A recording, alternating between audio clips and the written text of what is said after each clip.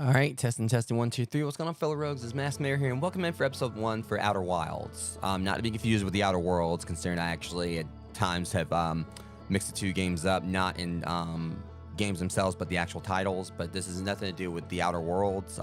Outer Wilds is a completely different game. Just kind of want to point that out because I feel like I probably may not be the first person to make the mistake of naming them wrong, considering how similar the titles are.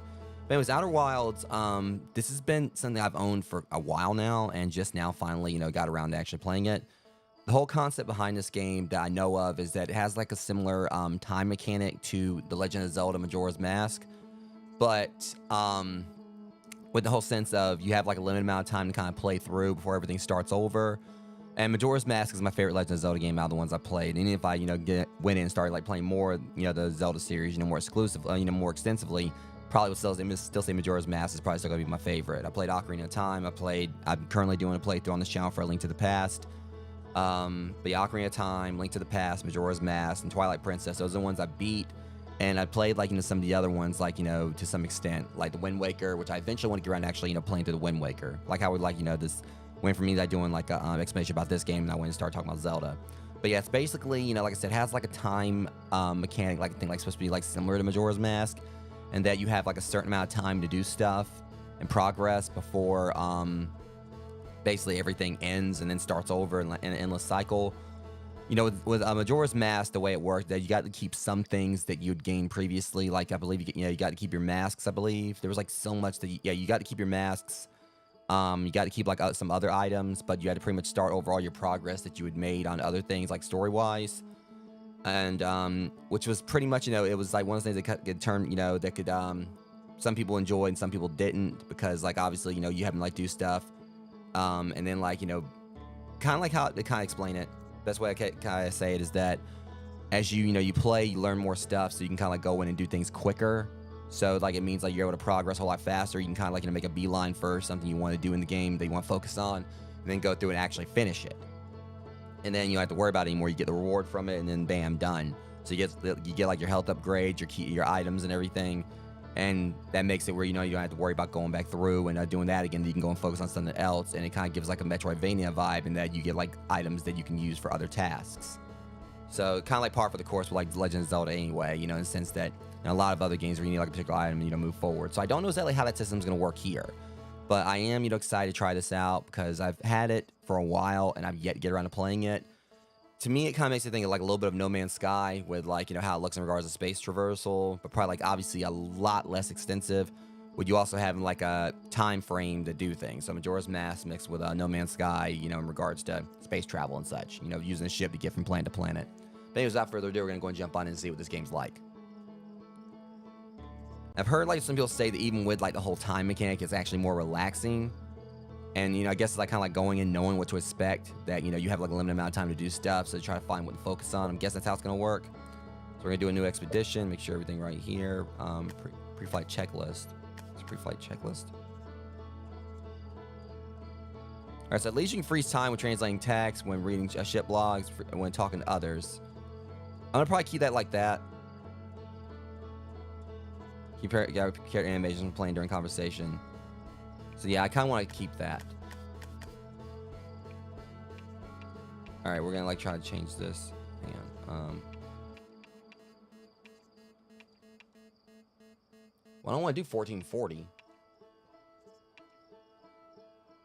Well, that's not gonna be a problem because I mean I'm streaming at 1080, but this is like the PS5 version, so hopefully maybe it'll All right, I'm just kind of like I said at that. I mean, I guess ain't really much of a choice. All right, I think everything should be mostly set. Subtitles on? You have subtitles? I'm pretty sure it's probably gonna just automatically have subtitles. Just making sure here. Make sure everything's good to go. All right. Don't want to spend too much time on the settings. I should check that beforehand. I need to like start making a habit of checking everything before you know, actually get started. You know, like, you know, before I actually start the stream. All right, wake up. I can already tell the game looks beautiful for what it's supposed to be. I thought I was asleep. Well, I guess I kind of was. All right. I like how there's actually like a marshmallow roasting mechanic.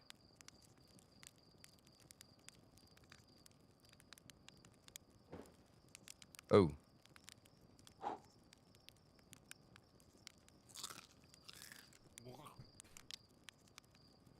I want another one. See if I can actually, you know, roast one properly.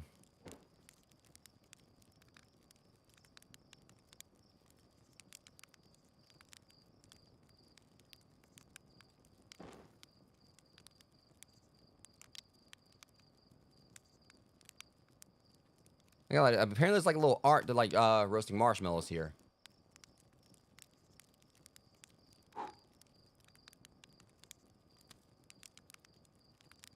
I think that one was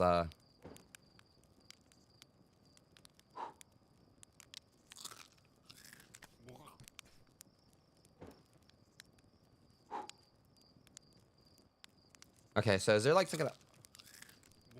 I think I know what. I think I'm probably like putting a little bit too close in there. We kind of like, you know, get like right in there on the fire, like close to the fire.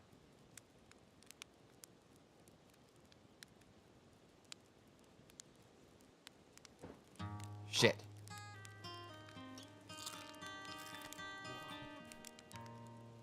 I'm trying to like, you know, get. I'm determined to make this marshmallow, or to roast it. Probably gonna wait a little bit right here.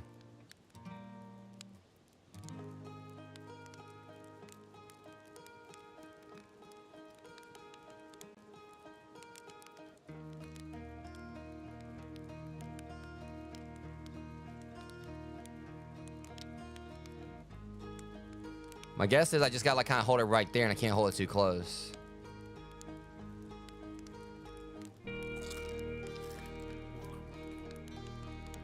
Okay, I'm confused. I'm trying to like... Jeez.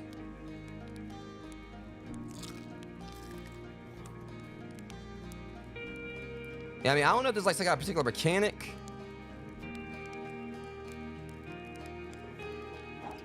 Or a particular way you actually gotta do this? I'm right here just trying to roast a freaking marshmallow.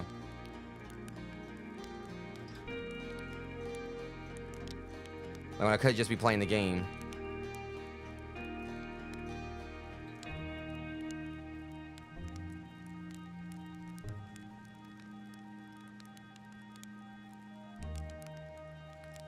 Alright.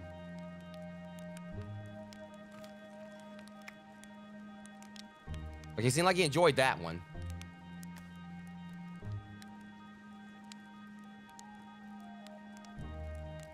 Yeah, I definitely could go with some roasted marshmallows. Or toasted.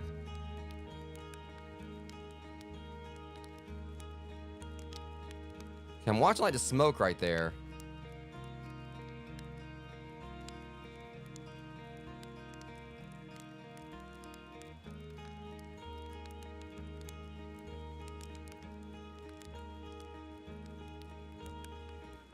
I'm definitely gonna like try to get on into the game in a second.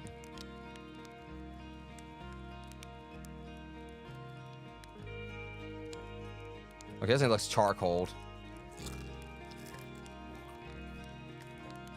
Alright, hang on. We're gonna try one more time.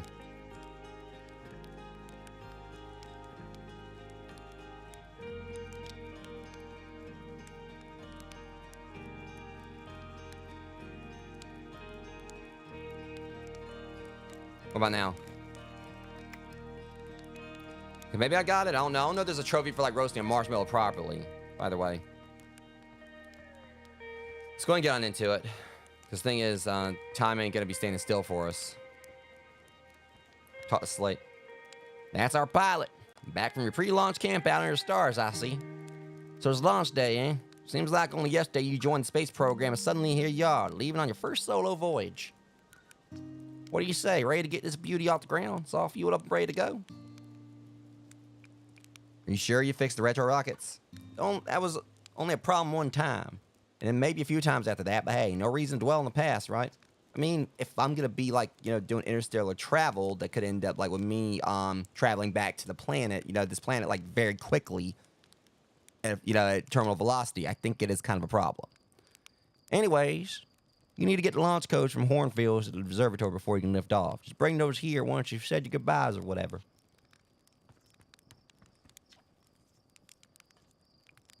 Alright. I'll say what you say this thing is. Well, it's perfect 10, unless you're factoring in pilot error, in which case it's about a 4. No offense. Well, none taken. What's on mission in one space? Hey, you're the pilot, you tell me. Aren't you pilot types all eager to get up there and explore for yourselves? Don't matter if you go to the moon or Brittle Hollow or just the other side of Timber Hearth. It's all the same to me. Get out there and have fun. Just don't hurt the ship. That's all I ask. Alright. Okay, this jump mechanic's kind of weird. You have to actually hold it down just to be able to... I was kind of looking around first, because we need the core... I guess this area's actually bigger than I thought it was.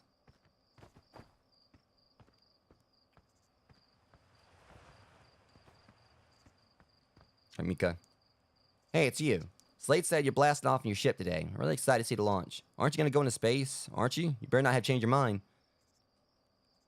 I want to practice with a pro before I leave. Oh, you're just saying that. But if you really want to practice with me, I guess I could help you out a little. Try to land on one of the geyser pools. Show me what you got.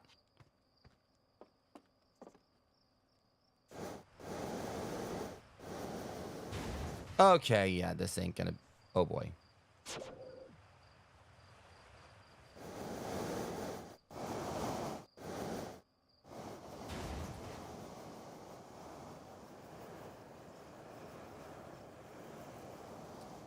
Yep.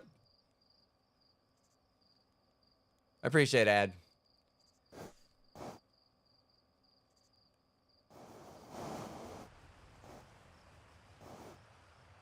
Yeah. I'm just trying to get this ship to take off first.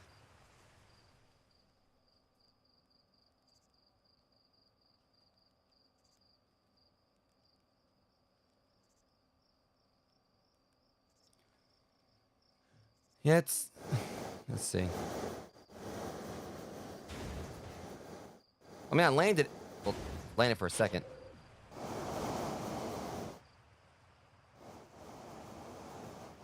Whoa!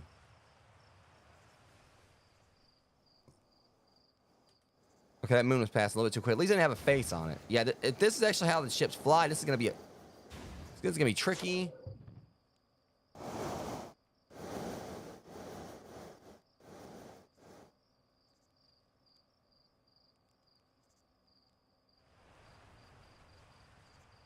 Okay, that was totally unplanned. Problem is if the... Okay, so you can rotate it like that.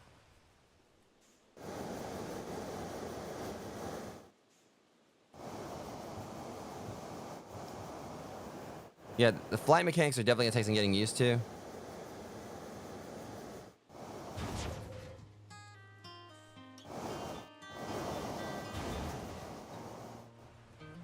Yeah, this right here is definitely gonna be tricky.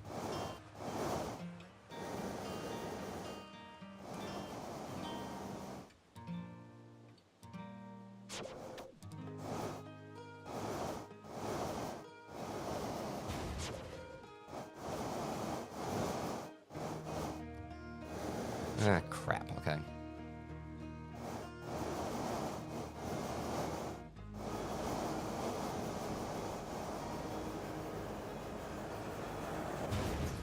Okay, and, I mean, I like how she ducked. That's just like that time the external fuel tanks exploded on re-entry. You'll be okay flying the big one, right? Let's try this one more time.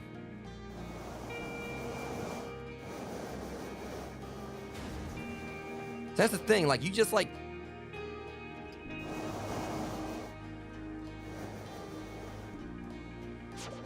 Alright, do it one more time.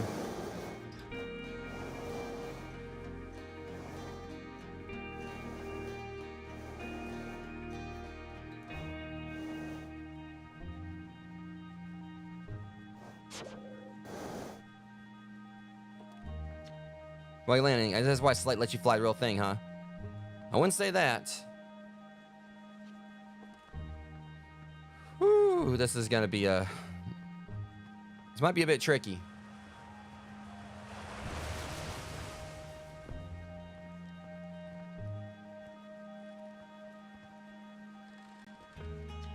You're actually blasting off that thing, huh? They really don't explode as often anymore.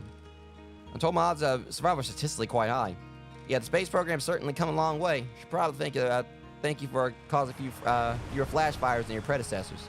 By the way, good luck with those retro rockets. Oh, believe me, I'm gonna need it.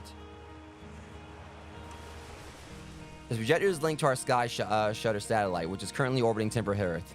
The satellite is equipped with 2 onboard cameras. See if you can take a snapshot of our village.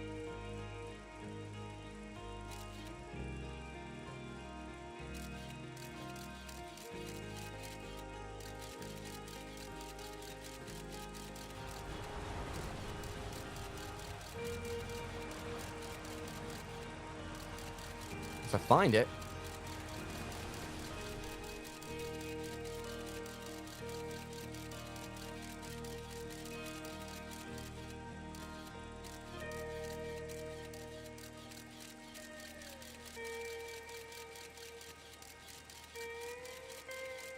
Isn't that us right there?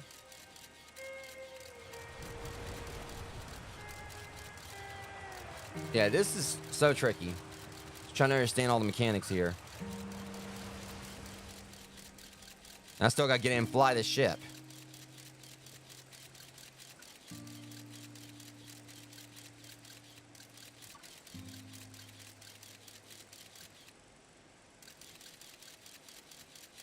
Now, I imagine time is probably still going forward and everything, and I ain't even really done anything yet.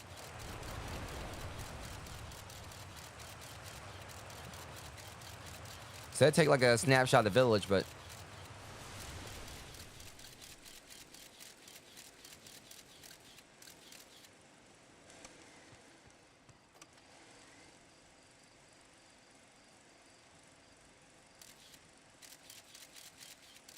Yeah, this thing's weird. I'm trying to like figure out exactly like how to take a snapshot.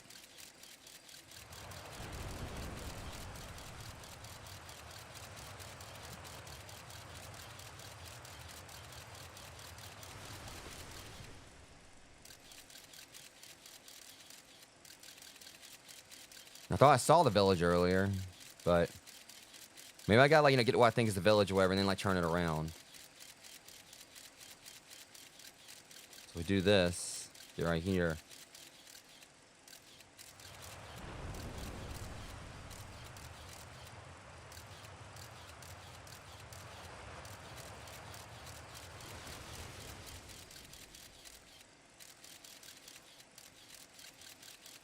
Yeah, this thing is really tricky.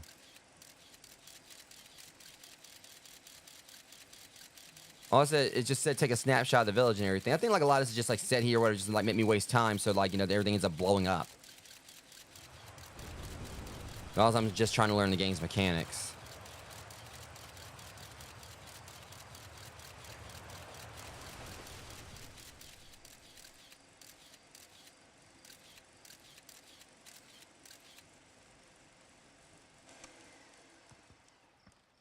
And that was it, wasn't it? Do you really worry that the space program will burn a village down? Only consistently. You learn to live with it. You also learn to sleep with a bucket of water next to your bed, just in case. Oh, ye of little faith. Which I don't blame him.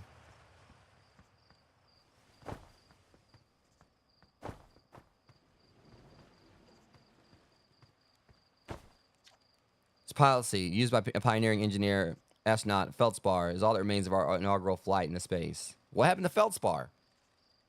Well, maybe I don't want to know. Although it's been argued such a distinction requires a breathtakingly liberal definition of flight, that day will nevertheless always be remembered as a landmark achievement in Earthian history.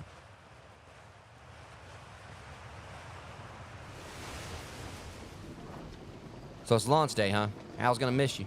Speaking of launch day, I was thinking about it, and the platform those ships launch from is getting old. It's about time you build a new, less flammable one. Big tree in the village could be the perfect choice. I wouldn't mind helping out the space program. Just say the word. Let's try. We all know you have it out for that tree. What? No. I just think it's in the way and someone ought to chop it down. You know, specifically me. Now, you think that has to do with the time I fell out of it and broke my arm? That was when we were hatchlings. Who'd hold a grudge for that long? You? The way it sounds.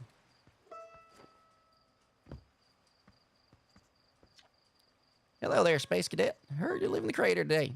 Meet any of the other travelers up there. Remind them to take proper care of their instruments, won't you? How about the travelers' instruments?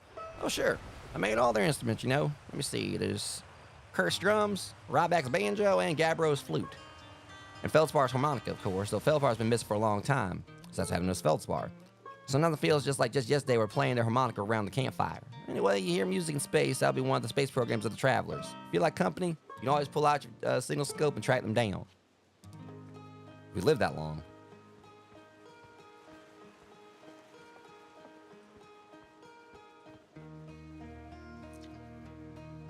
Okay, little words, like few words. Hello, astronaut. I don't know why I made him tall. It looks like a kid. This is my favorite troublemaker. We wanted to play hide and seek, but Moraine won't let us borrow their signal scope because it's really delicate and not supposed to be thrown around like that. Hey, can we use your signal scope? Can we please? And we let you be it. We even let you be it. Sure, let's play. Woo! Okay, here are the rules. Galena and me will hide with these radios, and you'll use the signal scope to find us. Last one to be found wins. Okay, close your eyes and start counting.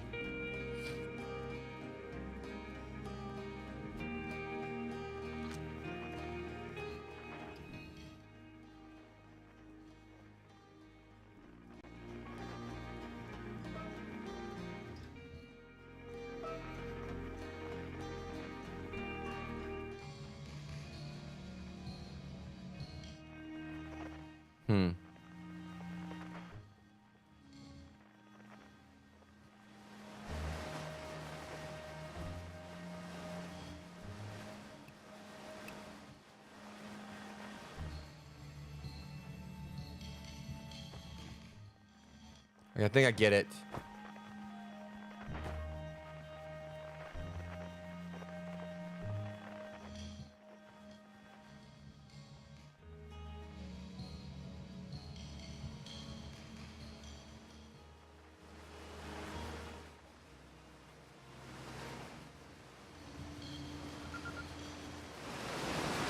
Oh, you found me. The hiding spot was super good. Don't forget, you have to find both of us, okay? Well, I mean, if you went in that radio.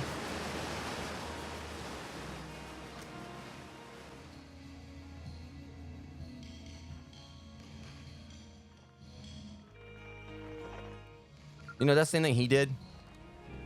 I won. I'm happy. Thanks for playing with us. I get anything for that? I guess it's like all this just like it's kind of like, you know, just it's like an actual tutorial technically, but they're kind of disguising as just like talking. Ow. Talking like just basically talking to NPCs.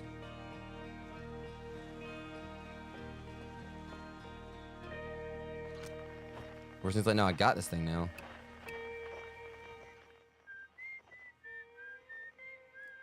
Jeez, that's like... Good God.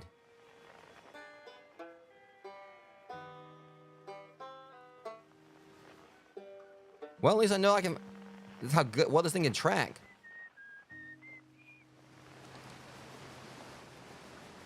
So I'm guessing that's on another planet. Obviously. I mean, they ain't here. Is there some kind of like guide for everything I'm supposed to be doing? I know he said I need to find like, you know, this. I think we need to get moving because I don't know if they're actually.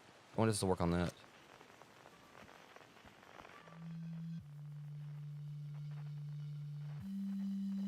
Sound like someone blowing on a bottle.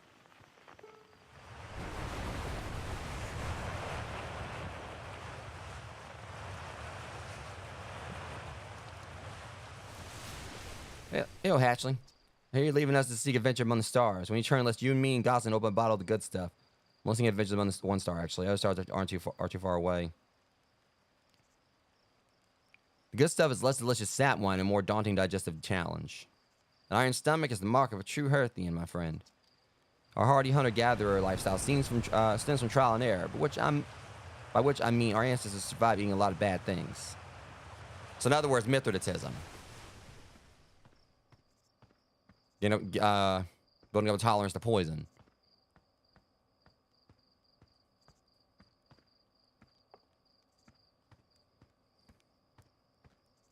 Okay. So let's go and talk to him again real quick. Cause I mean, I'm guessing we gotta like, you know, go up that elevator when we're ready. Hornbells has launch codes. Should be up at the observatory like usual. I'm starting to think they live there. All right, so observatory. Maybe it's just right on up here. Or not. Okay. I'm just hoping that the game's not going to start like going to the whole, you know, doomsday mechanic, you know, when I haven't even taken off yet. When besides there's actually a trophy for that. But overall, I mean, this game has been kind of relaxing so far, but I know that's going to be subject to change. I'm just really hoping that when I take off, I'm going to have better luck than when I was actually flying that ship. I feel like hopefully it should be because I was playing that. I was piloting that one from third person view. Okay, there's the observatory.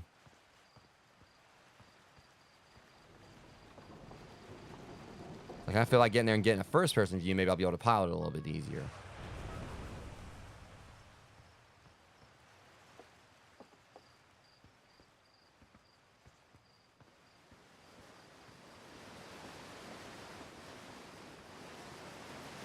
Zero G Cave, observatory. Zero G Cave.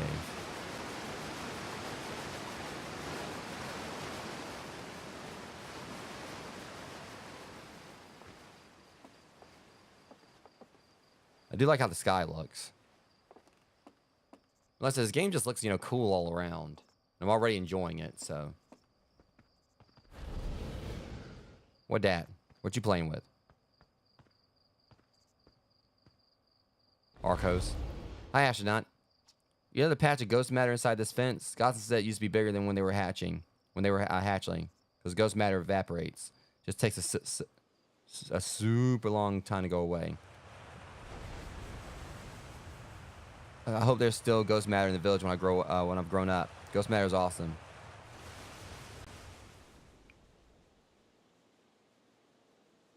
You know ghost matter is how Tektite lost their foot, right? Whoa, really? That's so cool. Well, I guess there's no swaying you. That's so cool.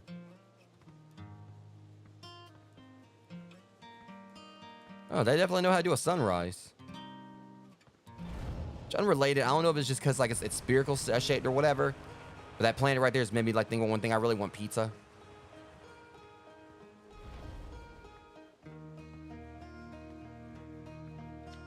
I thought I might see you before the big launch. Nerves getting the better of you? Why does everyone keep saying that? Right, like you weren't nervous for your first flight. Hey, don't worry about it. Your nerves are between you and me and the vast endlessness of space. But really, you'll be fine out there.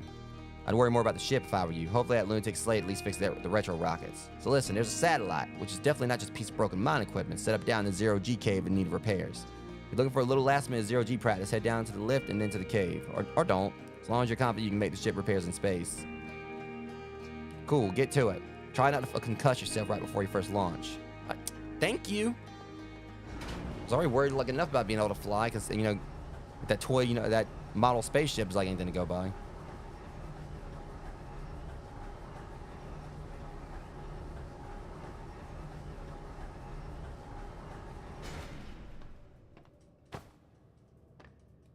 So they actually put stars down here to make it look like, oh, never mind. I guess that's just like minerals, but still.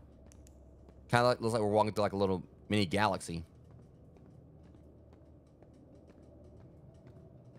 Why does this look ominous? All right, suit up.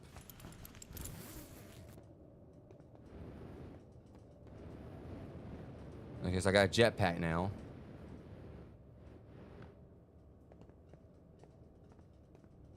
What's going on, Tough? Hey, nice of you to drop down. Getting some zero-G time in. Give me the dirt. Some fresh dirt? Not much happened down here lately. Let me think.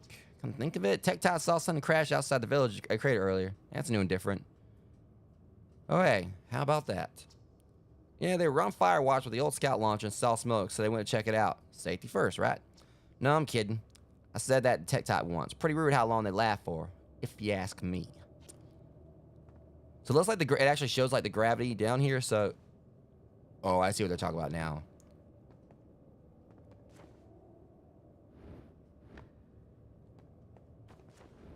So yeah, there's a little meter down there that shows like, you know, where our gravity's at. So I kind of feel when we go down here, it's probably going to end up like, you know,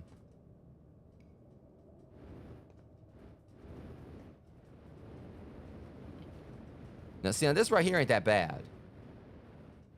And like I said, I think, like, really, you know, because I feel like it looks like it may have been, because, like, let me do like this. So, yeah, this is definitely, I think, like, was probably, like, the same as the model spaceship.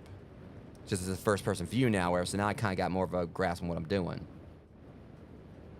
The same controls as the spaceship. So I figured it might have been because it was... See, like, the gravity down here. Yeah. This is nifty. I like how, like, you know, basically... Oh, shit. Is that the, Alright, hold on. So they got, like, a function here that actually lets you lock on to stuff. Alright, that's cool. You can match the velocity of it, too.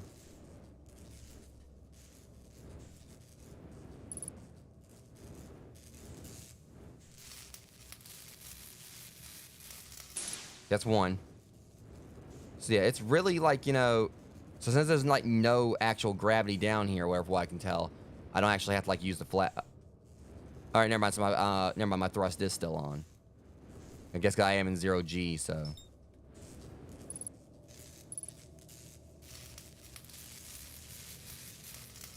Now, if it's that the ship functions like this, I have nothing much to worry about.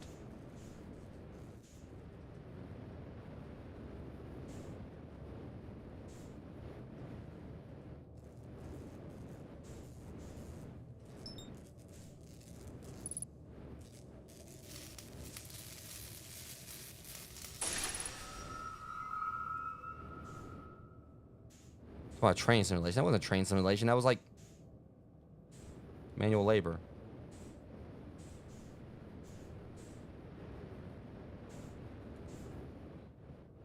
Alright, and that's how you can orient yourself, I suppose.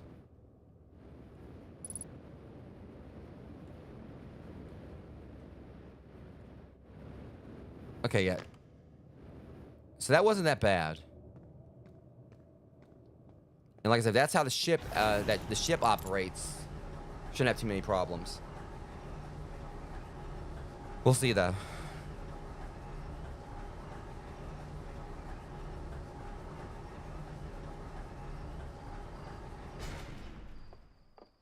All right, done and done. NASA done. No, done and nicely done. course, it'll be a little more stressful when you're hurtling through space, but just remember, you're training and try not to hit anything big. See, you itching to get off this rock, so go get the launch codes from the observatory and get on out of here already. Best luck out there. Hey, try to avoid getting yourself killed now that I put so much time into training you. Got it? Okay, so I'm guessing, like, the way he talked right there.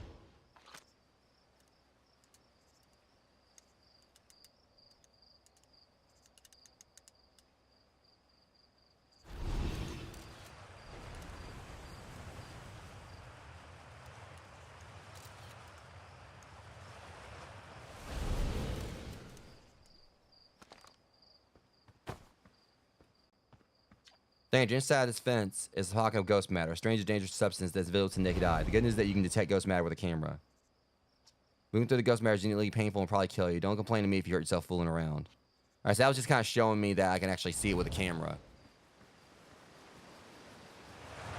That's the thing. I like how they're kind of handling the tutorial here.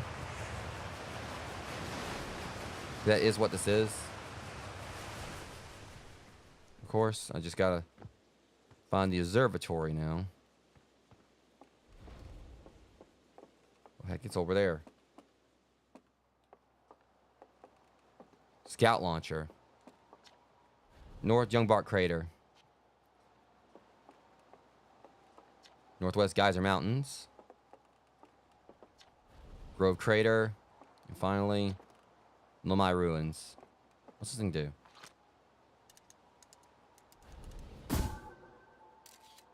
Oh, okay.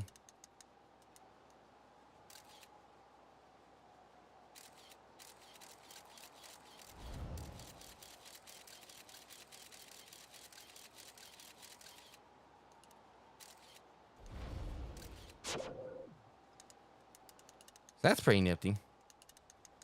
So we can use this to kind of like, you know...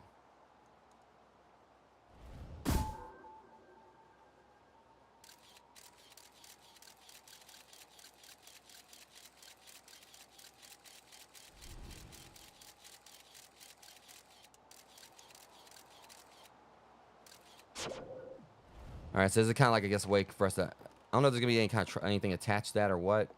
But there's my ship. Seriously, I do need to actually start getting on out of here. Because if it is that, like, the time mechanic already has, like, taken the play, I'm probably, like, lost him.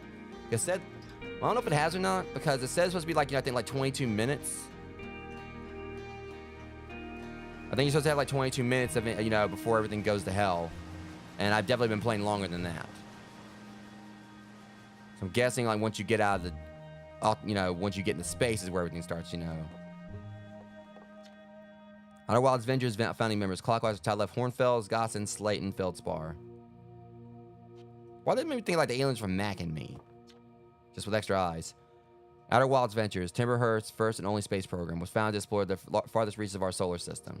Feldspar was the first Earthian to be intentionally launched in space. They completed their first orbit around Timberhurst and later made the first of what would be many landings on our moon. Battle Rock.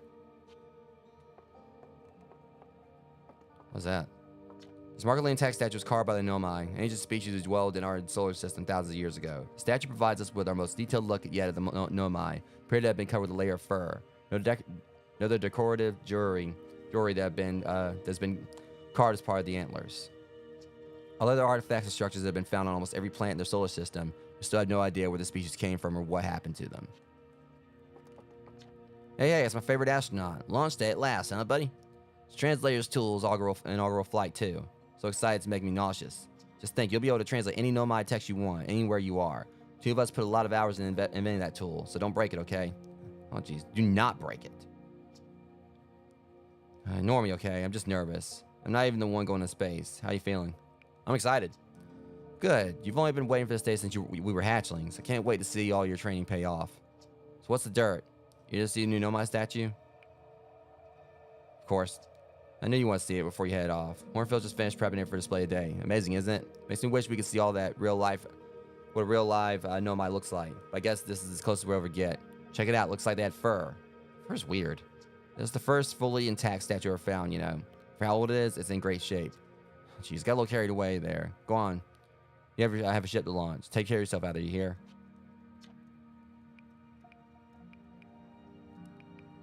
All right. Hey, you know, maybe you'll be the one to solve the mystery of the Nomai, or maybe you'll discover a new kind of rock or something. But honestly, as long as they don't end up naming new safety equipment after you, I'm sure you'll have done a great job.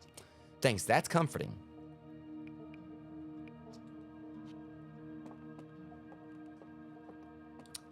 All right. Now, where's the launch codes? Coming soon. Future side of our next exhibit. If you enjoyed your time with Outer Wilds, please consider supporting our Plane Museum expansion. Our quest to explore the first reach of our solar system wouldn't be possible without generous visitors like you. We thank you profusely for your support, and we hope to see you again soon. I bet you that's for the DLC, because there's a DLC for this. Watch closely. These balls move on their own. The ground's perfectly level, so what do you think causes the spooky motion? The answer is the moon. As it orbits our planet, the outer rock's gravity pulls on us from different directions. In fact, it's pulling on you right now.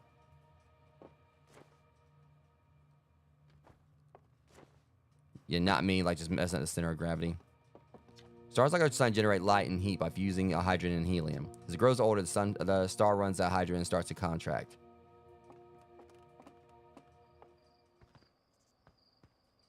Strange rock moving around in this grotto appears to react to conscious observation. The level-headed among us realize there must be some sort of optical illusion at play. But Gabro claims this rock exists in all possible states still is observed, whatever that means. Whatever actually is happening, both sides of this big group agree that the effect is extremely creepy. Oh,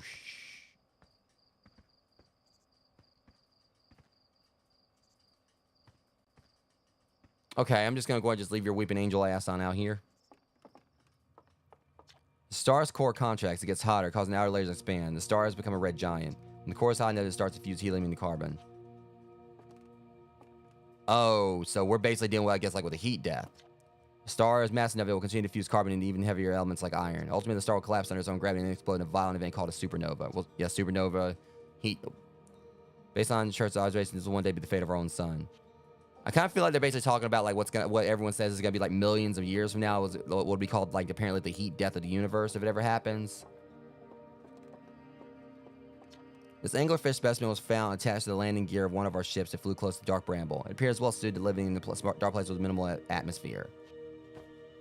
Y'all can have it too.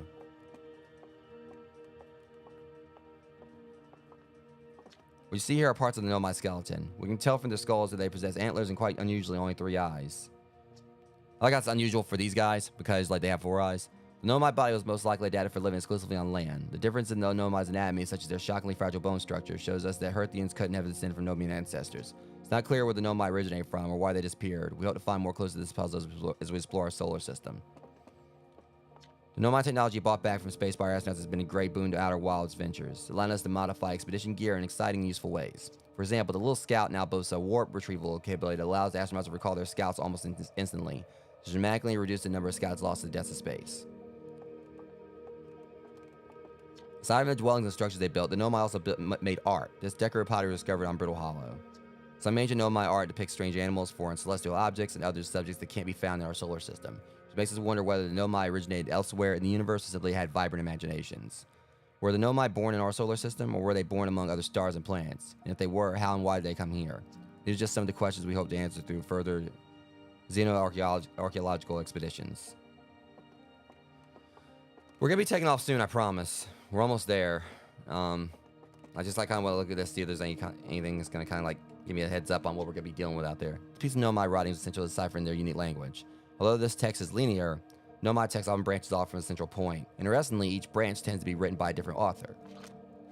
Oh, hold up.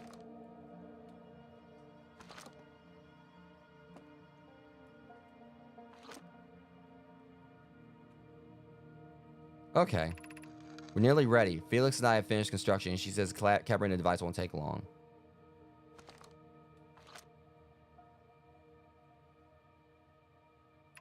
Fortunately, the Adelrock's lack of atmosphere will make calibration simple. After all this time, I'm thrilled to finally resume our search. Resume our search. So there's actually just like kind of like, just subtly, teaching me more mechanics of the game. So now we gotta find these launch codes. I want to actually get on out there into space.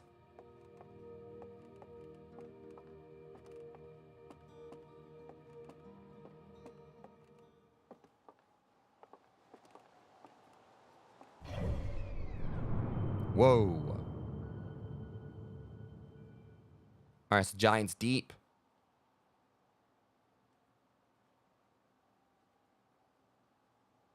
So going by this thing, there's not really a whole lot of plants that we got to, like, you know, go check out. There's Giant's Deep, the Hourglass Twins, Brittle Hollow, and Dark Bramble. But I'm having a feeling that we are going to,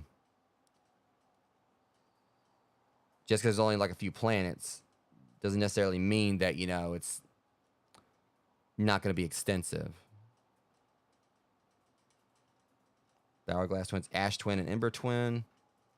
And plus, there's this thing right here, which it's kind of ominous. In fact, it's actually that close to the sun. So yeah, we're on Timber Hearth. And then there's the Addle Rock, which is that right there. So I guess that's our moon right there. So we're on, this planet is Timber Earth. The Addle Rock's our moon. Then there's the Hourglass Twins, which are, I guess, like a pair of plants, like inside their own gravitational pull. There's Giant's Deep, which looks insanely ominous, and definitely looks like it's probably like the biggest planet in the solar system. There's Brittle Hollow. It also has Hollow's Lantern, which I'm assuming it's its moon, or its own little personal sun. And then we go over the Dark Bramble, which, ooh. So Dark Bramble looks like the planet just like fell apart or whatever, but it's got like, you know, its core, and is actually trying to keep it together. So they definitely have like some really interesting plant designs here. Don't know which one we're gonna go check out first though. There you are. I just finished pre-flight observations and local conditions are good. Time to get our newest astronaut off the ground. You'll be our first astronaut ever equipped with a Nomai translator tool. I confess, I've been giddy all day just thinking about it. We're better equipped than ever to unravel the mysteries of the Nomai. You and Hal should be very proud of your work. Tell me what's your plan once you get into space. I want to go somewhere no one's gone before. I think I'll start with something small. You prefer to ease into things. That's a sensible plan. More sensible than most of our astronauts tend to be, and that's a fact. You think you'll go to Addle Rock then? Moon would be a safe place to travel and get your bearings in space, and I'm sure Esker would appreciate the visit. Plus, we don't know what the ancient Nomai ruins on the moon are, or why they were built. You can put your new translator tool through its paces. Well, then looks like it's all it's left to send you off. All in all, it's a fine day for a launch. Ready off this rock. Anybody saying ready to die in space, I'm definitely going to be freaking them out. But excellent. You'll be needing the launch codes then. Here they are. Best get off the ground before Slate makes any more modifications to your ship, man. Good luck out there. Let me know if I can help you with anything. All right. Well, Rogues, it's time for us to finally take off. And at least not me taking, like, you know, using that option I gave him. Oh, shoot. I knew something was up with this statue. They were saying like it was intact.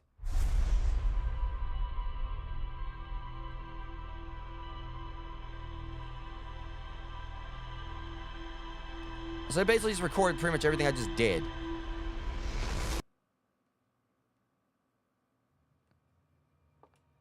Well, that was just purely ominous. Oh boy.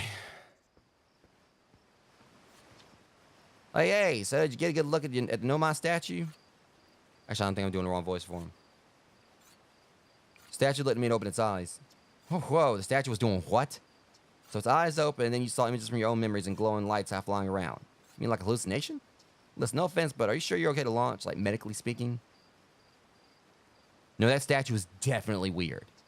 I mean, if you're saying it happened, then I guess maybe it did. But why? Hornsfeld tried everything to get the statue's eyes open. Nothing like this ever happened to them. Well, I'm not Hornsfeld. I don't think you're going to get any answers from the museum statue, but Gabbro said they were going back to Giant's Deep. Don't know which island they're on, though. Maybe they'd be able to tell you more. On the other hand, Gabbros, you know, Gabbros. So maybe you better be off searching for more info on your own. Jeez. Now, I'm really jealous you're going into space. Hey, see if you can use our translator tool to find out more about that statue, okay? Good luck and safe flying. I'm going to need it. Things I don't know if there's anything that actually is going to, like, let me have, like, a list of things I need to do. All I know they said go to Giant's Deep, and also, but we got to start off on, you know, the moon.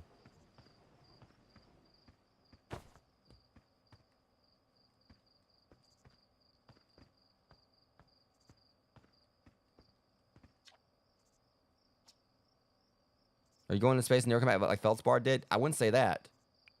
Don't worry, I'm coming back. That's what Feldspar said too, but they never did. Well, I'm not Feldspar. Hornsfelds will be really sad if you don't come back. Like how sad it makes them to talk about Feldspar. So just make sure you don't get lost in space too. Thanks for the vote option, the vote of confidence, kid.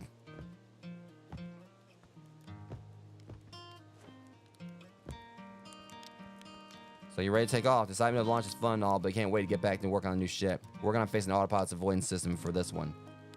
Sorry. Well. So we don't have a void. So I basically gotta do it on my own. Okay, good to know. Last second, you know, knowing that the autopilot like is apparently not fully automatic.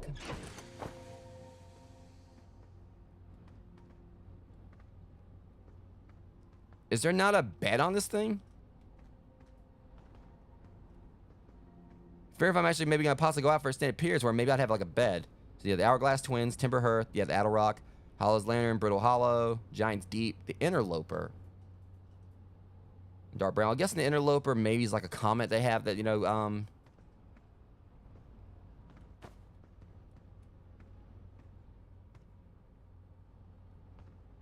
Use ship log.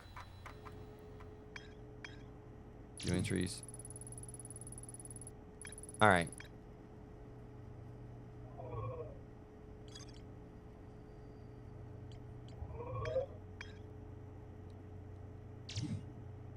Alright, the one I'm trying to see what this rumor mode thing is. Okay, I guess it's basically like kind of like rumored. Alright, rumored entries. Okay.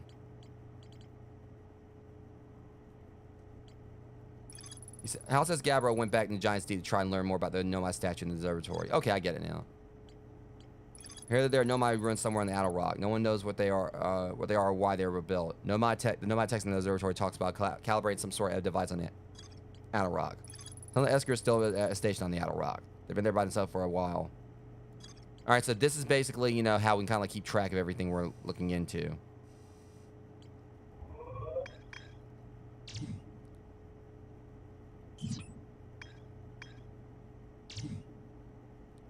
Alright.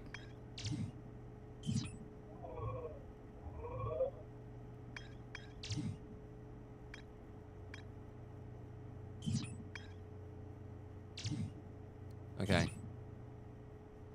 I think I kind of got the hang of it now. Now the fun part. Taking off.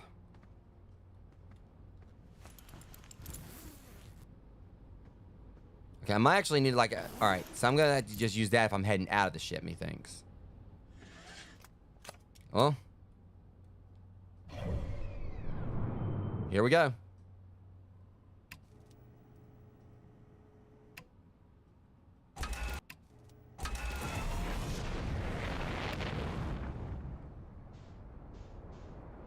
Okay, this honestly has made me think of No Man's Sky to an extent. Alright, so where are we gonna head first?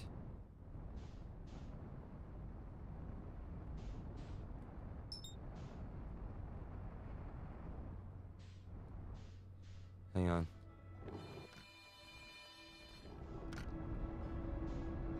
Yeah, once I like, yeah, the flight mechanics aren't that bad. It's definitely still takes some getting used to.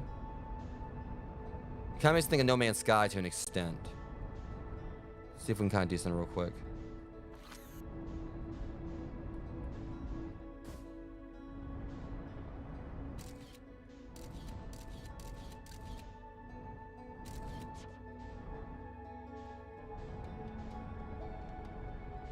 I'm trying to like, you know, just get the hang of like flying around here. There's the Interloper. All right, hang it. So I definitely got like, the only thing is I definitely got like, all right, match velocity. It takes getting used to because the factor that, you know, with the flying, you kind of have to like slow yourself down. All right, they want me to like,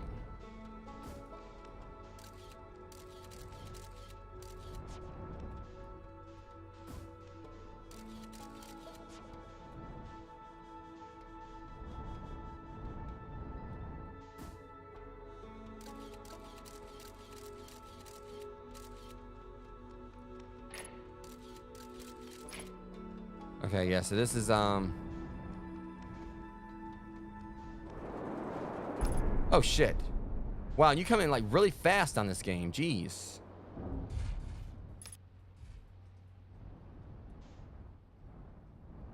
Yeah, this is gonna definitely be tricky as heck to manage.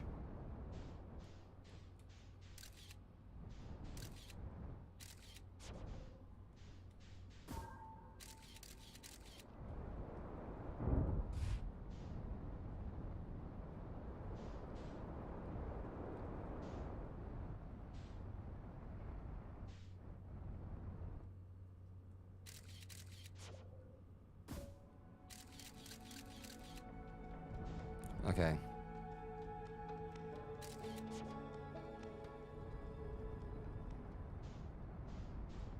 All right, let's go ahead and like try like to do what we gotta do.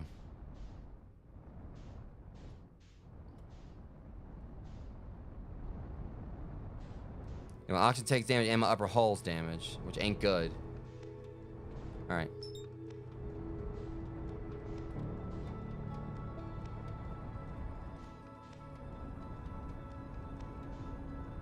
Head to the Addle Rock.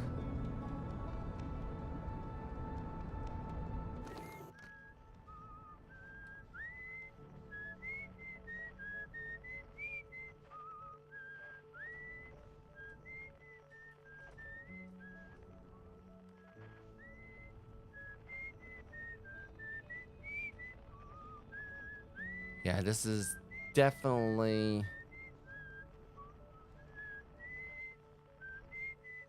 You want to come in too fast. Jeez, I'm trying to like land on or whatever. This...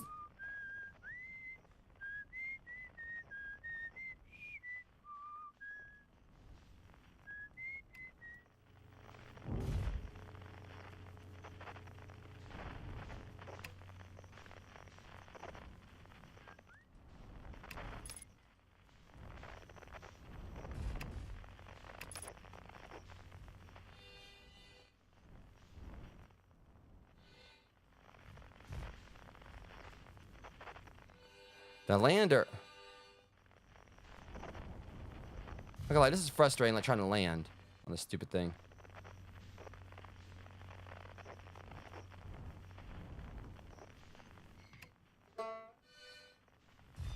Okay, do I finally land? Jeez.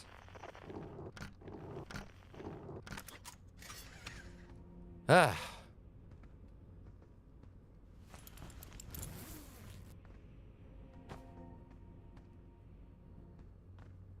I ain't gonna lie, you know, this game actually definitely is tricky when it comes to like trying to like land and all that. Just trying to fly. They said the ship has repairs that needs to be done. Thankfully, we kind of like know how to do that now.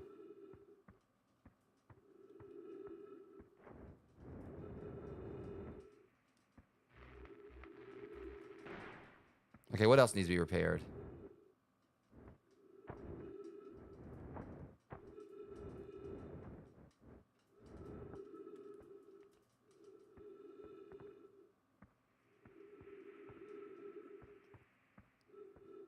Doesn't exactly say like what all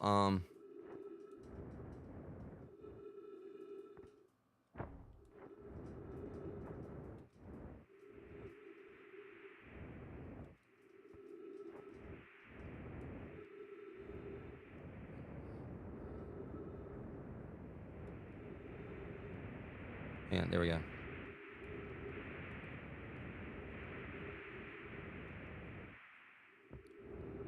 Unless I can stay on top of it and repair it, because... Well, that explains it. There we go. Okay, it should be fixed now.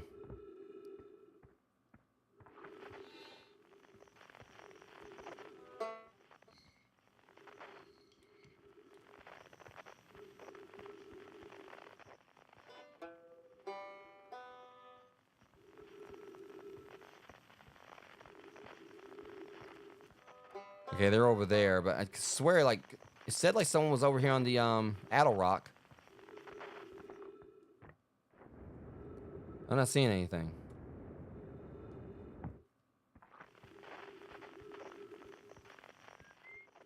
Hold up. I didn't park that far away from him.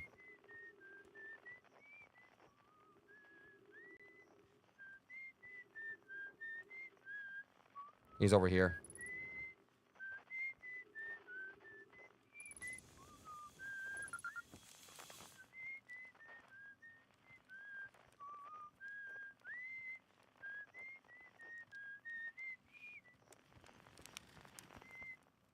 Wait, do we actually need, because he's out here without anything on. My oxygen's still up, or I'm gonna keep this on just in case, but I mean, he's out here like with no oxygen tank. Oh, hey, it's you. Ground control didn't tell me you were launching. Long time no see.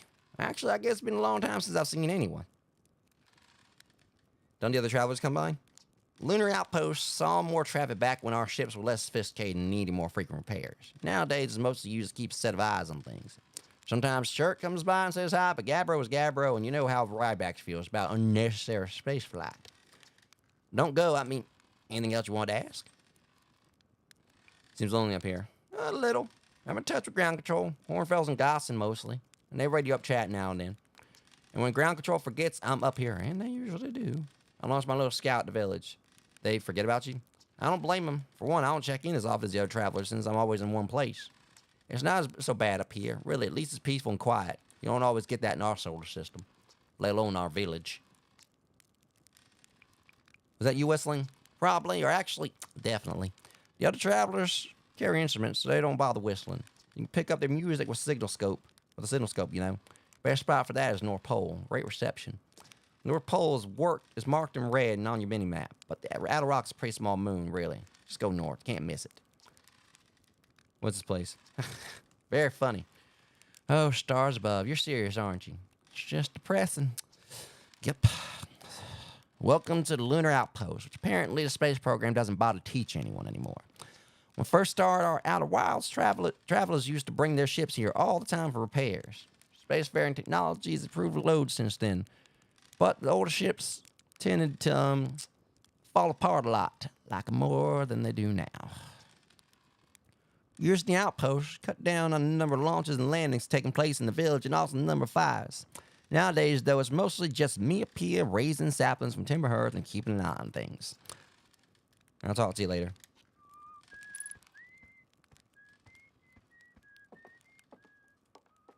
Just randomly go inside the guy's house. What really gets me is the fact there. Well, I guess it's because this guy has his own like a source of oxygen and everything. But the fact there's literally. Okay, I think that's obviously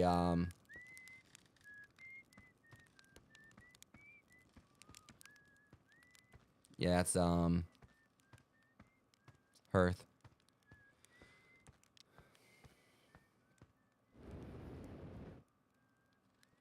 Okay, looks like we're gonna be heading back now. All right. So let's see. He said North Pole, whatever, which literally is like right here. He said is where we can get the best reception on things.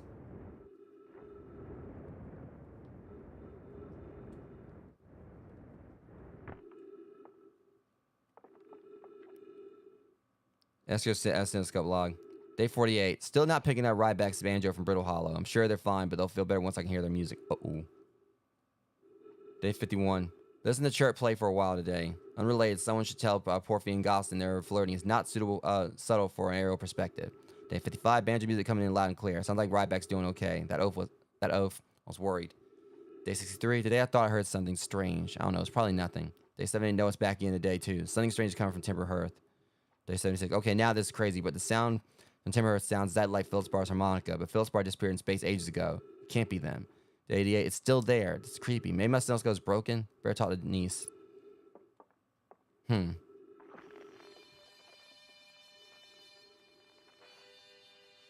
Shit. I think we actually were listening to it before, but...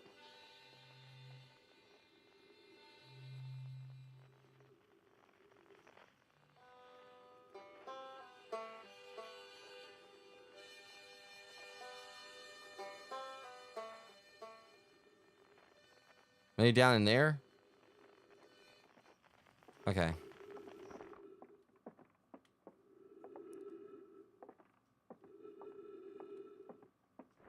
Okay, let's go ahead and head on,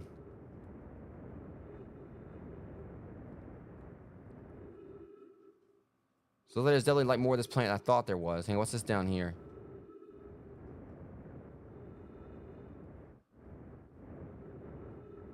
Refuel jetpack.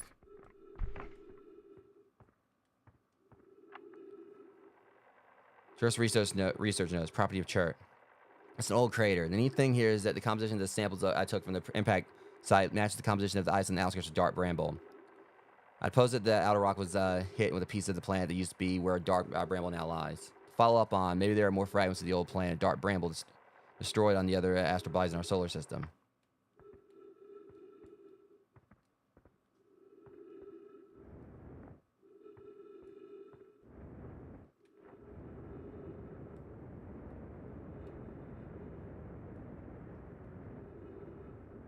I don't want to end up, like, getting pulled out into space now. That'd be bad.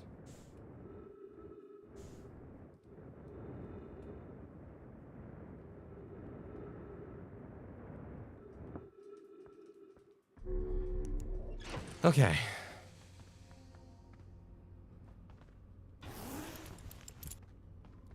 See what we got going on here now. We got Esker's Camp, Lunar Lookout, Harmonica Signal.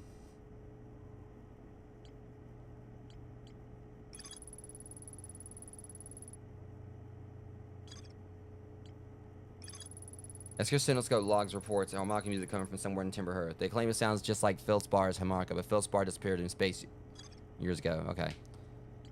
So we got some leads on where we can go.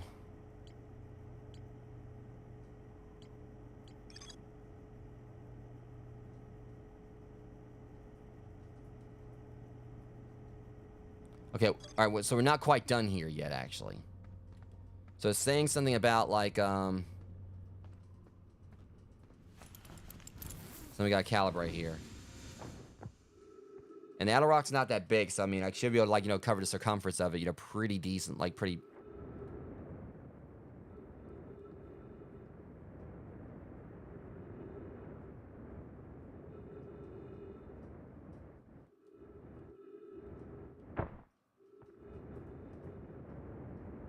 I just don't want to go too far up, because I'm worried if I do, I'm probably going to get, like, you know, yanked off into space.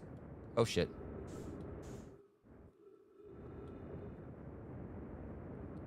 So it looks like over here, wherever...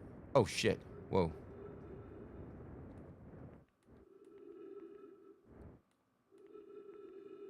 So another problem we got... So going by this or whatever, you know, if we're not, like, you know, in line with the sun or wherever, it's going to be darker over here. It's going to make it trickier to see. So, yeah. Yep.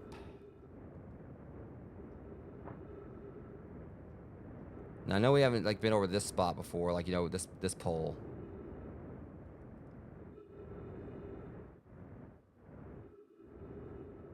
That looks ruinish. How can no one find this? It's literally right here.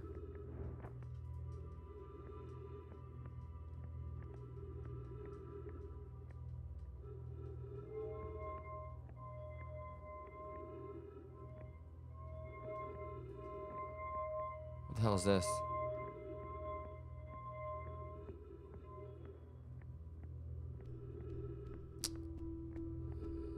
Yeah, I think we've hit the jackpot.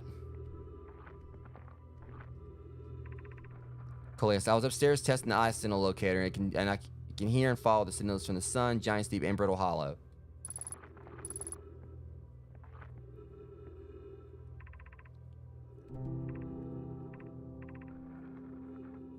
However, something strange is happening when I ask the eye signal locator to follow the eye signal. The device indicator rotates wildly and never points in just one direction.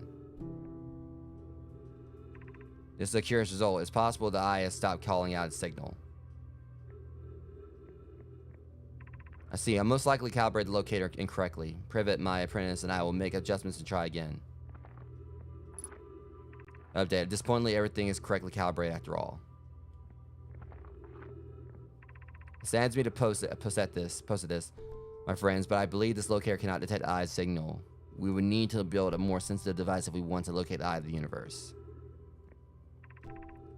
Then we will build it. Don't lose hope, Kasova. Our search for the eye is what brought our clan to this place. We won't give up easily.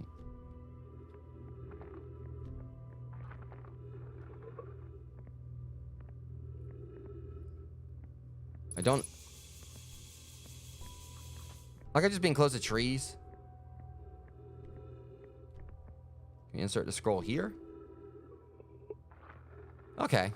I think I'm kind of getting this.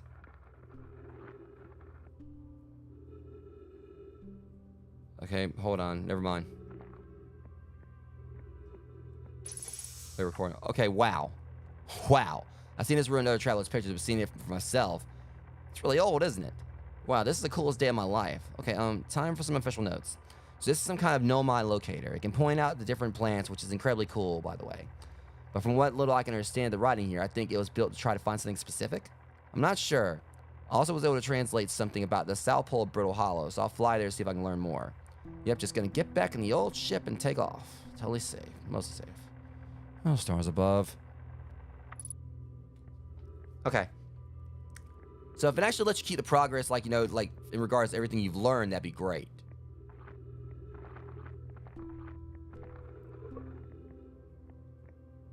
So I'm gonna throw this one back over here and then pop this other one in and see is that what we got.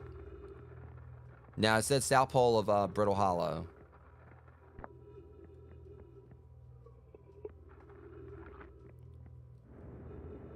Hang on, oops. Where should this new, more sophisticated locator be built? It may need to be larger than this eye signal locator is. Anona and those of us that originally stranded on Ember Twin built a quantum moon locator there, but the heat of the sun made construction challenging. I wouldn't recommend building on that planet. That's the thing, like, they do, like, yeah, the Ember Twin does, like, you know, both the Ash Twin and Ember Twin are both, like, pretty close to the sun. Southern Glacier of Brittle Hollow has ample available space. It could construct a new building to house its proposed locator. Yes, let's build there. I imagine our young friend Kanoi would enjoy that immensely. He's always held a great interest in Eye, especially for our child born so close after so long after the crash.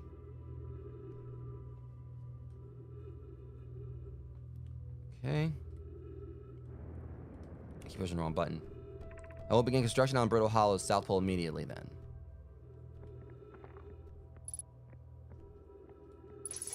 Okay, I've already read this one. I'm just wondering, like, when the whole, like, you know, destruction mechanic's gonna start, because it seems like it ain't started yet.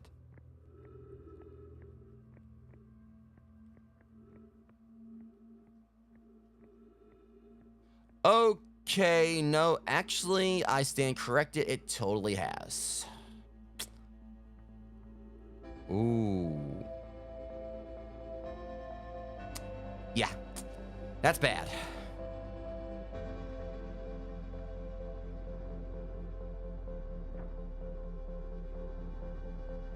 That's totally a heat death about to happen.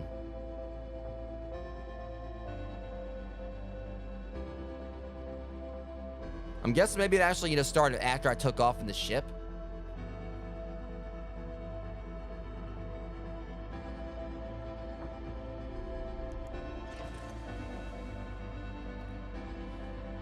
Okay. So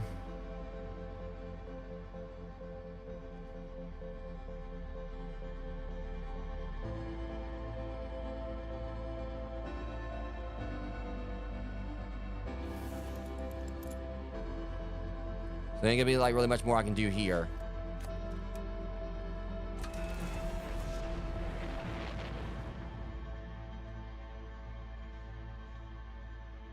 At the very least, we could try to go for the, and here we go.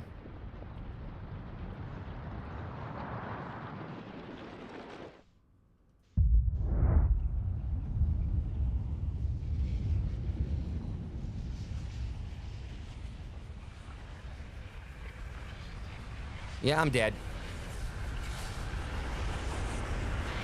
A little bright.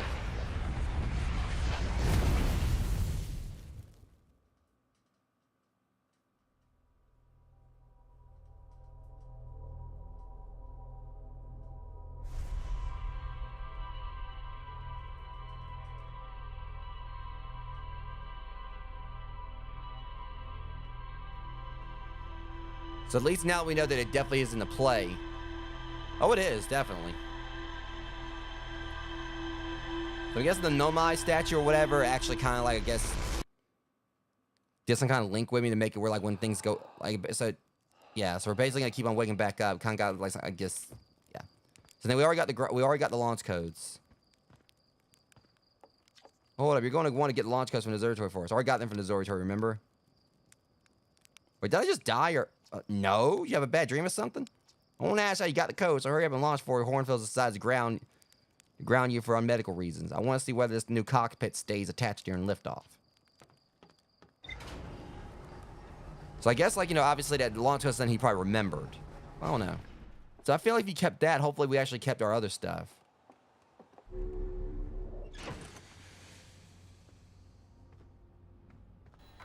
Okay, so that's neat. Okay, so it actually does keep everything here. So that's nice. All right, so it actually you don't actually have to start over with all this. It keeps like all the quest lines right here, so you basically get to go from there.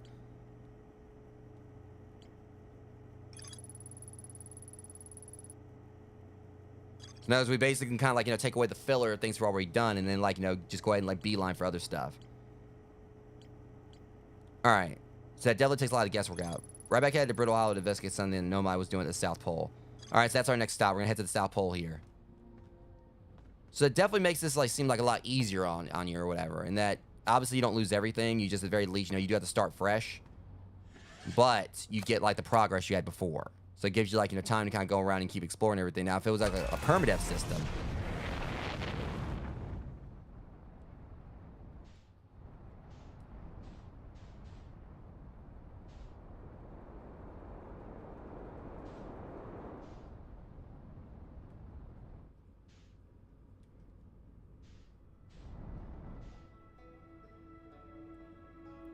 Okay, as I said, the South Pole. Question is, which one's south?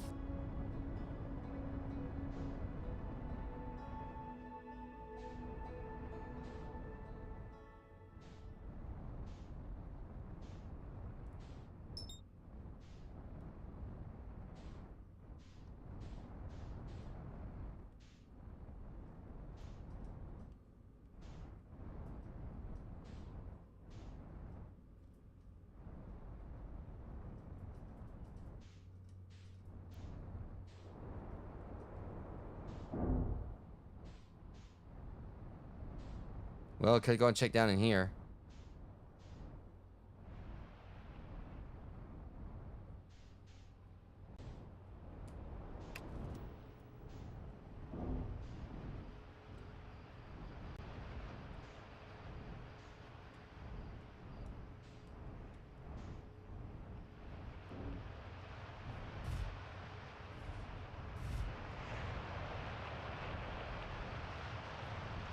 Freaking geyser, I had that landing on... No, whatever, I'll land up here.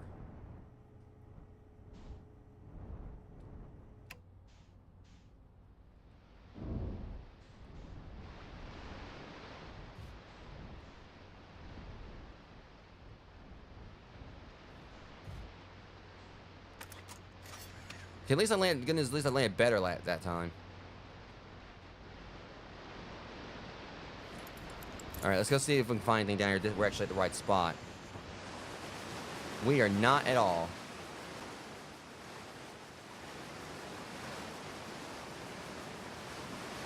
I still want to go check down in here, see what's here. There's definitely something. And that frustrates me because I was firing the stupid jet booster.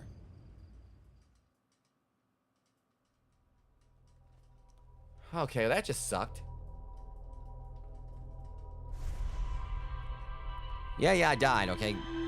And then there's actually supposed to be a trophy for this game for, like, you know, complete, like, you know, doing, like, everything in one loop. Like, you know, doing from start to finish in one loop or whatever. I know I ain't ready for that one. Okay.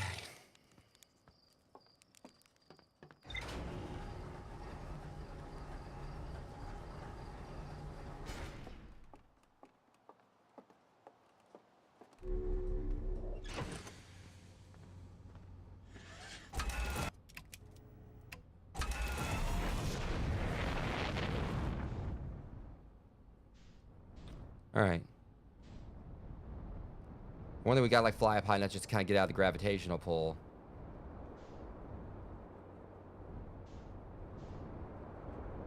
Alright. Fortunately, doesn't that, like, tell me where the South Pole is.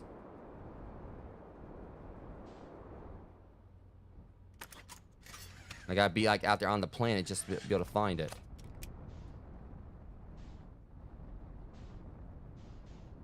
Plus, I kind of get more of a hang of flying here. Maybe it's here?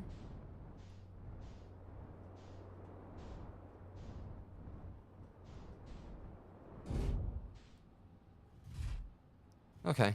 Well, it's progress on, like, you know, figuring out how to land this stupid thing. The question is... Close enough. Yeah, I guess it's the South Pole. See, I did it again or whatever. All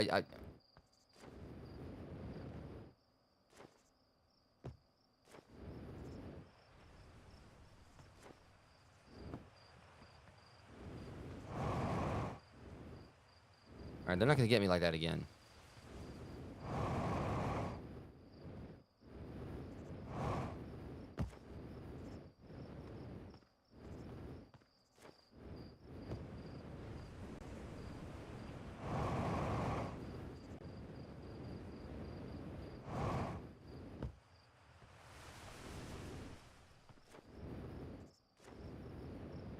This thing, like, the jetpack's not working. Like, okay, I didn't want to do that.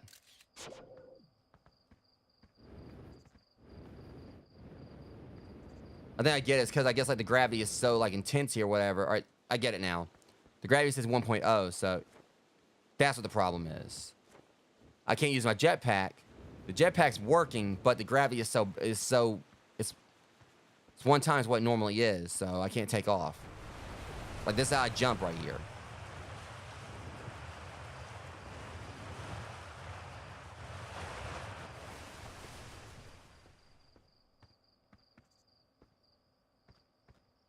And the question is, what is that layer? All right, hang on. It's not what I wanted to do. Okay, of course, it's this rock right here. Grove shard. All right. Frequency, quantum fluctuations.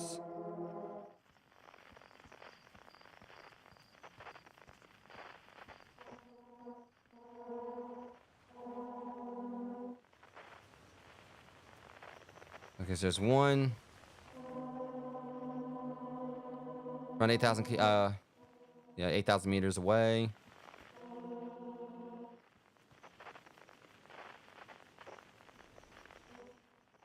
Let's see. So we got like a few out there.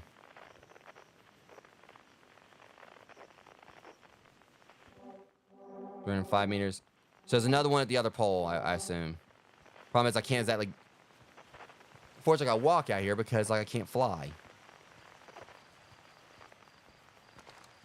All right, gravity's kind of correcting itself now. So if I'm right, I should be able to take off. Here we go. No, never mind. Like the gravity's like going crazy up here too.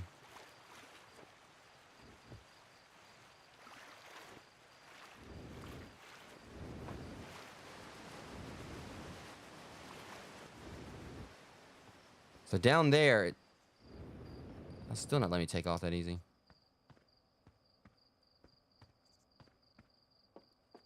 The ship is a bit away and everything. I need to get back to my ship. As far as I know, this game doesn't exactly have a way of telling you, like, you know, when things are about to, go bad. So you have to actually just, like, look at the sun. Trust research knows property of chart. The detected strange signal coming from somewhere within the grove in this crater. It's very similar to the signal emitted by the quantum moon, so it stands to reason the two signals are probably related. We don't know more about the quantum moon, seeing as no one's been able to land on it, but hopefully studying the signal in the grove will reveal more about it.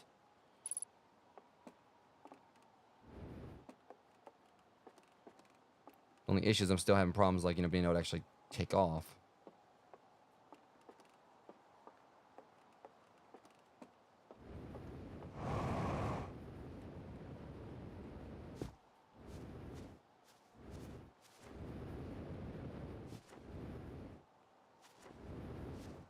Now, basically, you know, that's the thing, because this planet's gravity, it seems like where it's got, like, more of a gravitational pull, so I can't really use a jetpack here.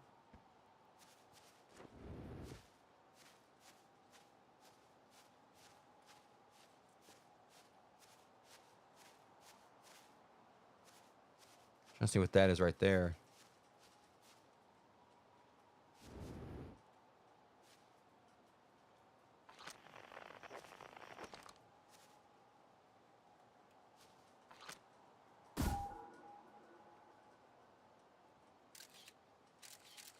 I'm going to retrieve it. All right, we got time to dilly dally. Let's go ahead and like head to the other pole. Hold on, we got like to kind of like try to.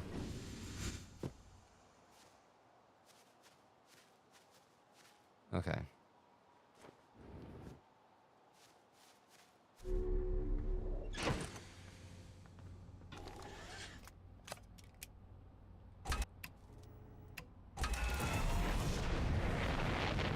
So my guesstimate would be like, you know, we go this way, we should... Because I don't even think there's like really any way. We do this though. This will help us like, you know, kind of figure out where the other one is. Because I know it's... Here we go.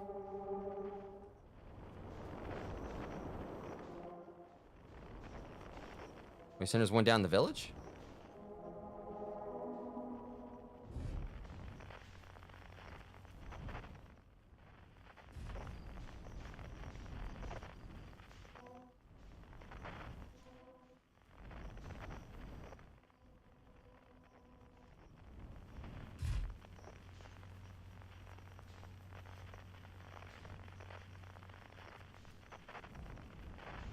See, I'm trying to land here and they're trying to say I ain't landing.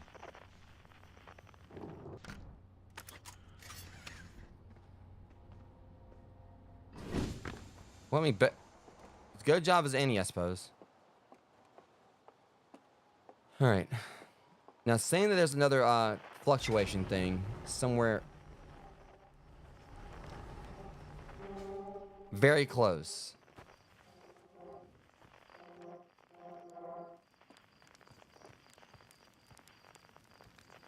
I see you.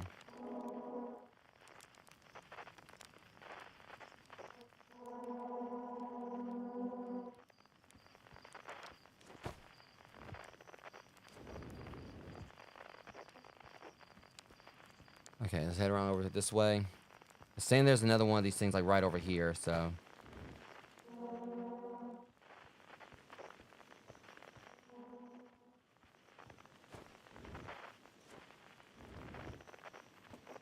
So now let me just like, you know, take a shortcut.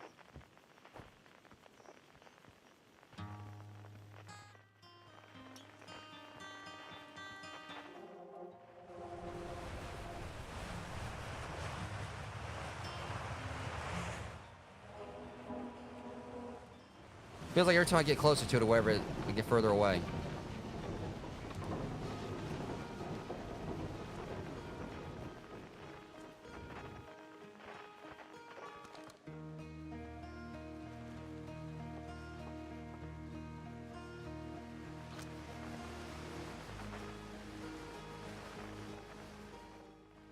Stands up this way. I mean, it's really confusing.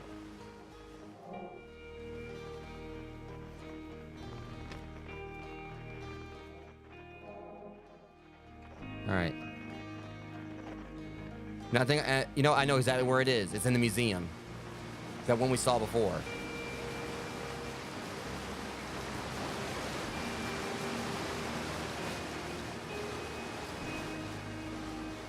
All right, so yeah, that's what it is. We got to go over to the museum because there was that one stone in there that kept on like warping around whenever I tried to look at it.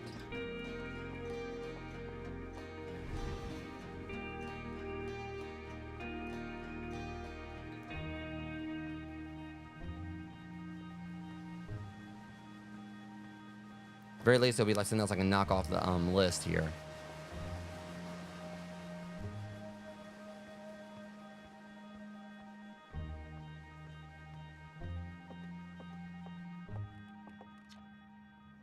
Hey, look at this. The statue opened its size. I bet you wish you'd seen that happen. Actually, I did. Huh? Me too. Not even a little closer to understand what's going on with the statue. Was there something you needed? Yeah, if he only knew.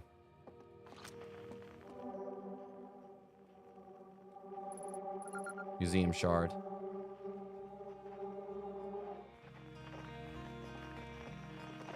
Okay, we got that one. I don't know like what's gonna come of it, but at least we got it logged.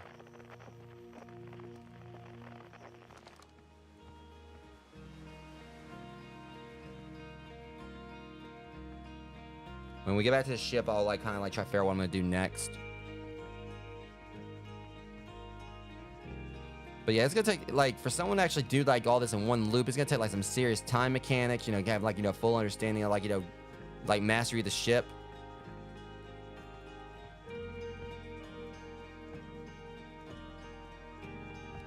And obviously, I know it's doable because I got a trophy for it and everything. But I mean, I don't think it's something I'm ready for yet. But if I know I ain't ready for it. I mean, look how I parked this thing. It looks like worse since I actually, you know, got off it last time.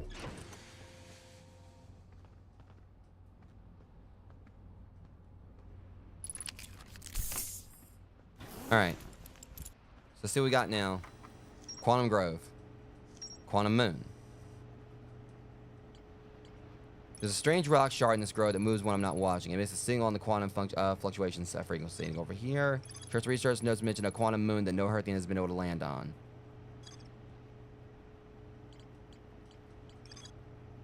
Alright. Hal says Gabbert went back to Giant's Deep to try and learn more about the Nomad statue in the observatory. That might be our next, probably what, we may want to make that our next stop. We're at the Giant's Deep.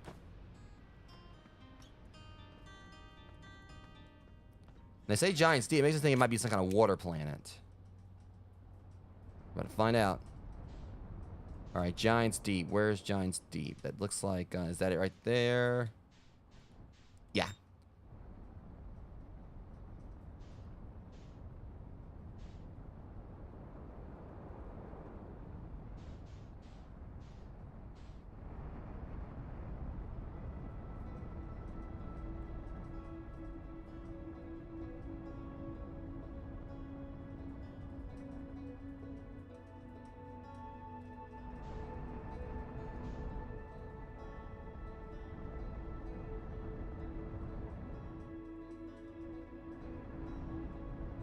Now slow down, slow down, slow down, slow down. Oh boy.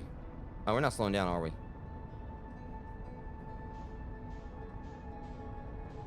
Shoot! Okay, this might have been a bad idea.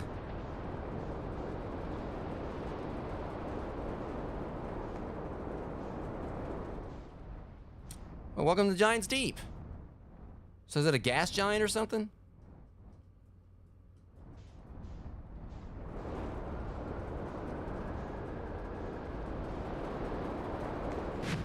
Okay, I ain't liking this. My thalassophobia is well, I don't have thalassophobia, but...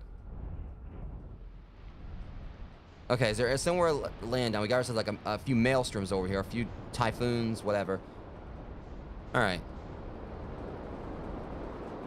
So the thing is, this planet isn't even actually that big. It's fully water-based.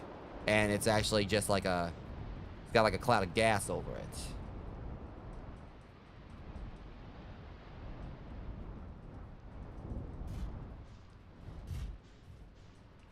Okay. Looks like it's probably gonna be our best bet, like, just... Please tell me I can actually, you know, get out of here, though. Make sure. Alright. Whoa, yeah, I made a mistake. Yeah, that's... Planet's definitely toxic. Oops.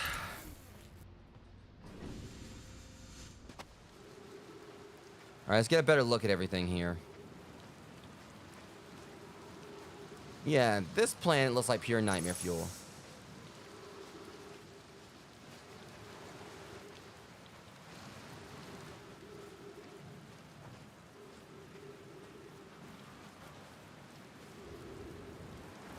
And unfortunately, see, that's what I'm saying. Like, it frustrates me, you know, 'cause I try to, like, use, like, the thrusters, and the gravity said, like, you know, it was, like, 0 there, so now I gotta start over again. Which ain't that big of a deal, just, you know, fly back to it, but... Yeah, this game can be a bit brutal. I ain't gonna lie.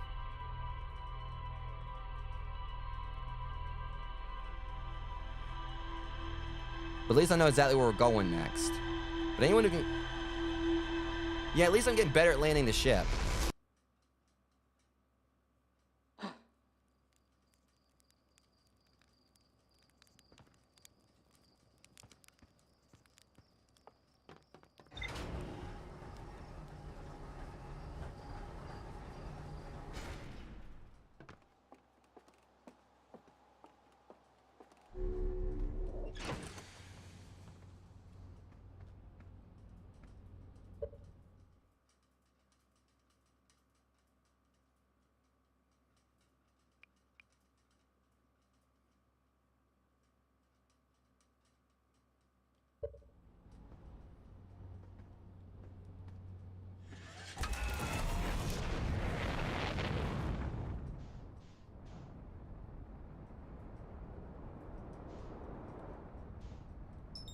I'm going right back over there, though.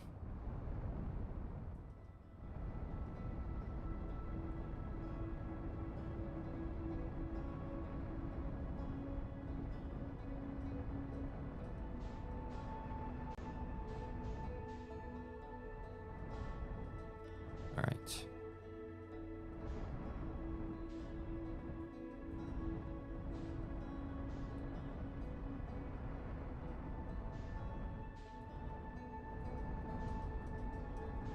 Land on it.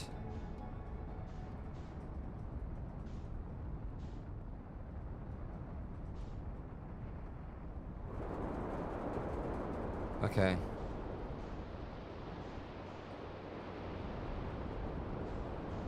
I don't know, there's like...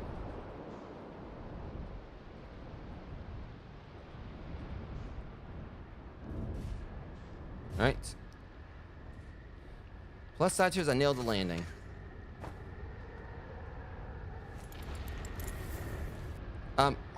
Ship, can you not? Wait one goddamn minute here. Oh, no, you don't. I said I nailed the... What the hell? Huh?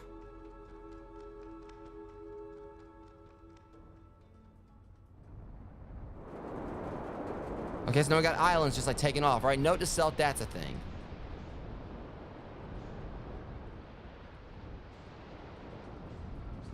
Well, at least I still nailed the landing.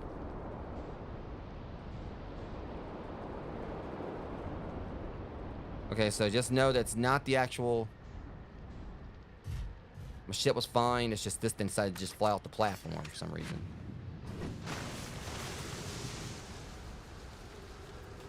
Okay, what's this thing do? Or maybe I can probably like land my ship inside that.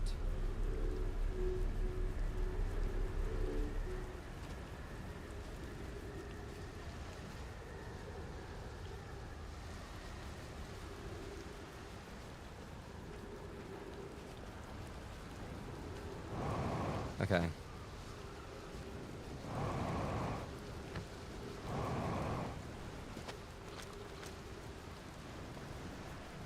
Right. Statue workshop. Good to know.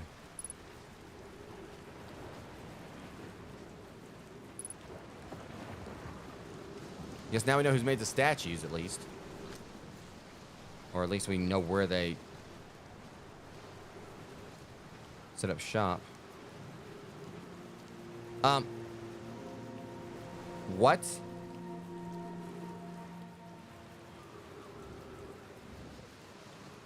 Oh, I think I get the crystals let you walk on things.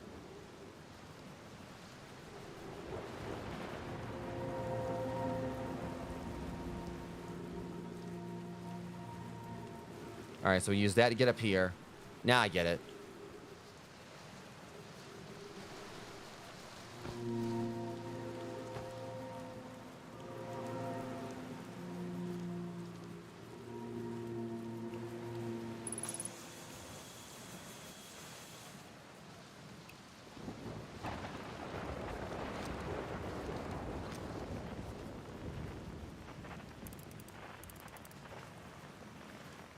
I don't know if I can find any adventurers here.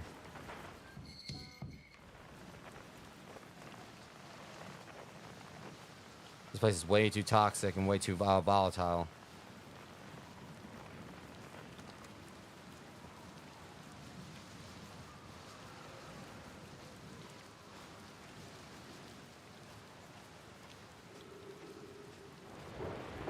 Great, now we got lightning.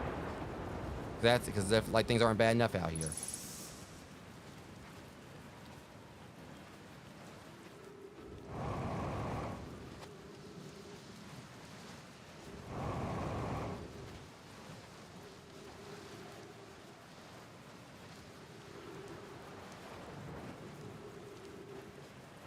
Definitely like have more and more, questions without answers here, but that's like the fun of this game, trying to figure everything out. Okay, more stuff to translate. What's this say? Welcome to Giant's Deep, friends. Oh, now you give me the welcome. I'm excited for you to meet the statues.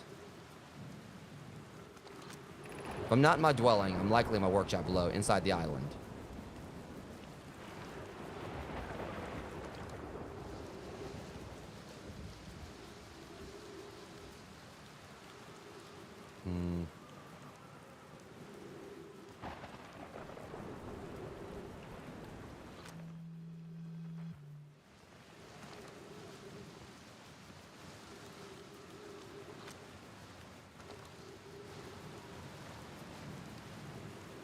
It was kind of vague just for, like, you know, making walk all the way around there just for that. At least give me a clue to where he is. But obviously being able to, like, you know, do this in one sitting would be something that, you know, you have to, like, you know, play through the game at least once, kind of understand where everything go, how to do everything. So that basically means you have to speed run this game in about 22 minutes.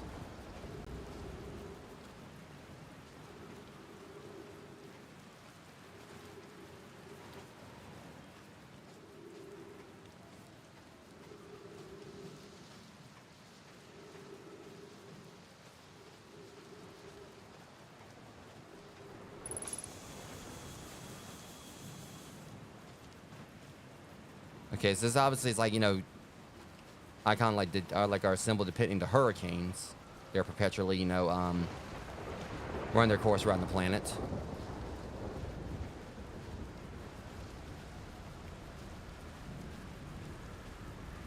It's another one.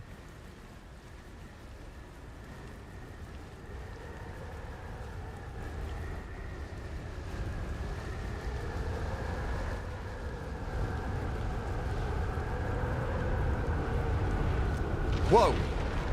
You know, see, son told me that was gonna be a problem. Ah, hey. Well, that's just great. Hope you're proud of yourself. There's the interloper. Well, so that's what happened before. So it turns out the tornadoes can...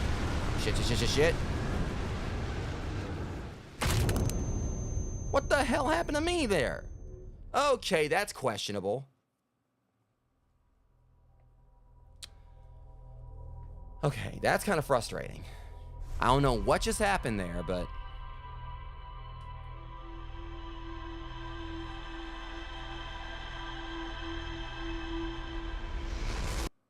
Honestly, I got inside the tornado thing right there, and I died. That was BS is what it was.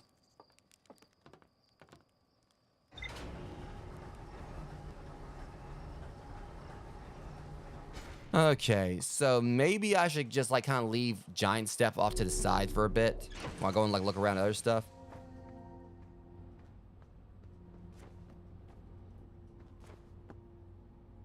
Yeah, I might want to kind of, like, just hold off on Giant Step, see if we got any more information we can work with. Statue Workshop, Statue Island. Found no my Statue Island Beach. It looks like it's just like one in the observatory. Might want to go back and actually talk to them at some point at the museum.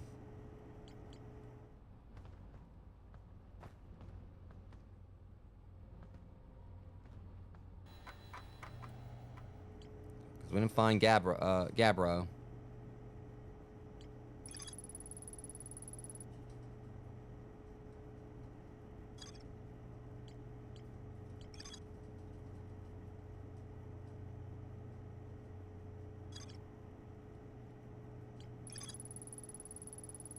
Alright, so I thought we checked the South Pole before.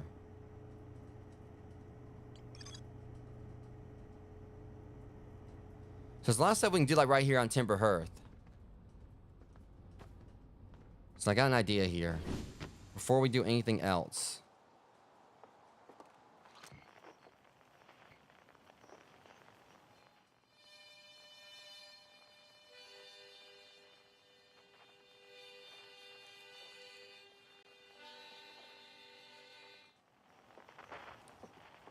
We need to go and try to find that where that frequency's coming from.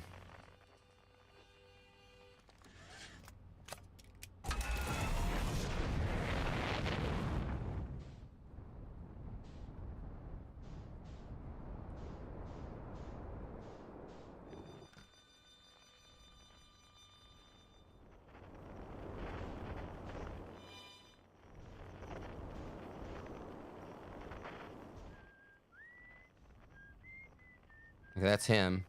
That's the one we already got. Hey, I'm saying he's down here.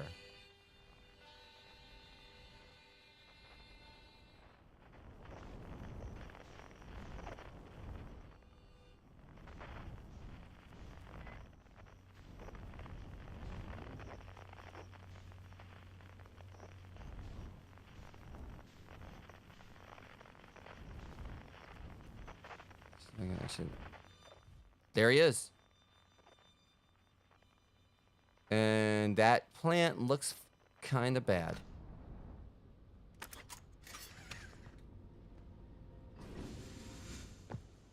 Could be he's actually trying to sing to it or something to keep, or like play harmonica to keep it from. It's Tektite. You're not the one I was after. Oh boy.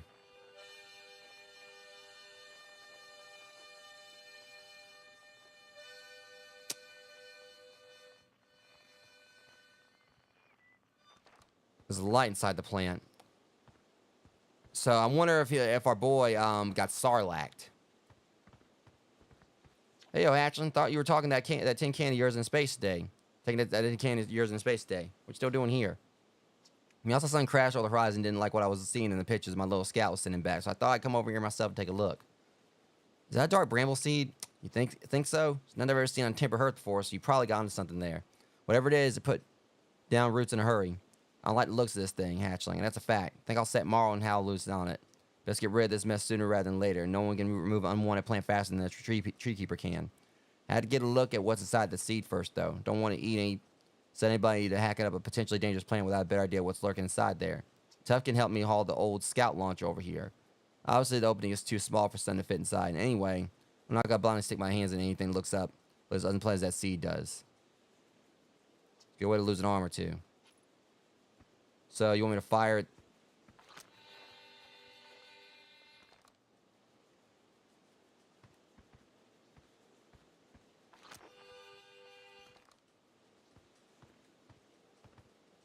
Then let me use a scout launcher, though.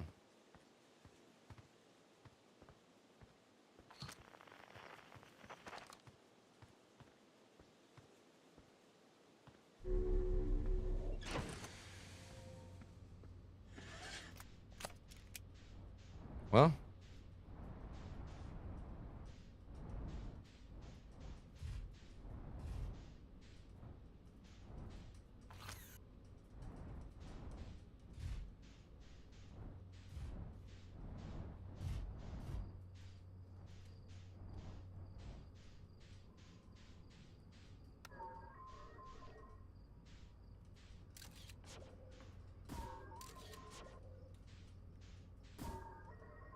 I don't think it's going to work. I'm trying to see if I can fire it in there myself, but...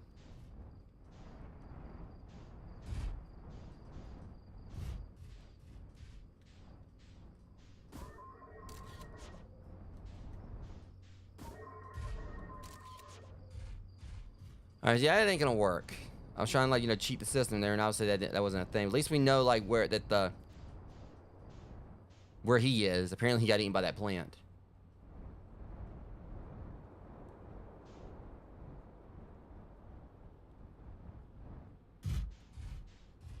I can't hurt to see what's going on over here, too. Alright, first off, let's see if we can go and log this. Dark bramble seed.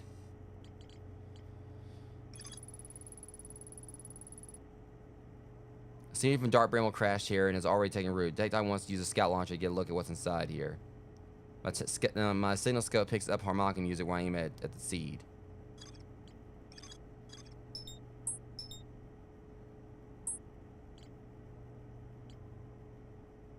At least we can kind of set it for the HUD marker, like using a HUD marker, which is great.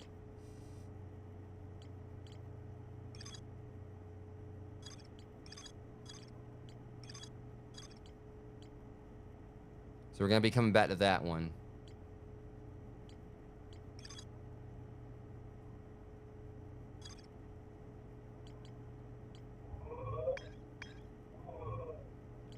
Yeah, there's like a lot we're having to like kind of look into here. All right, lunar lookout.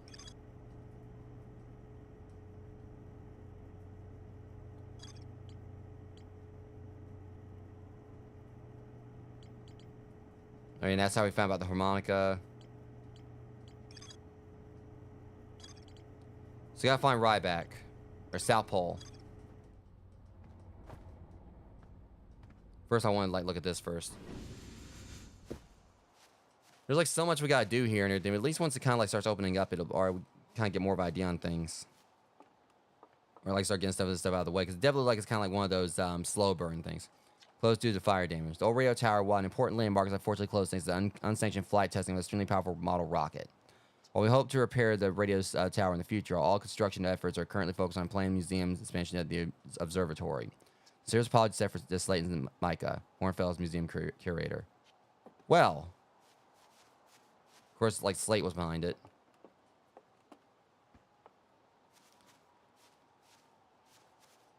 Okay, so we're finding more stuff to do. The main thing we gotta do here, that whatever, is like try to figure out, like, you know, find Ryback.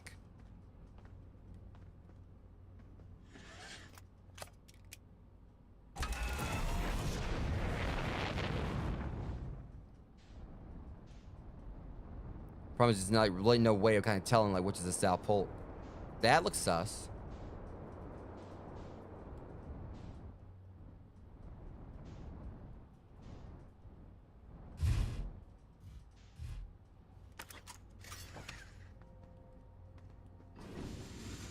Problem is, we need a suit, like, to have, like, you know, coordinates.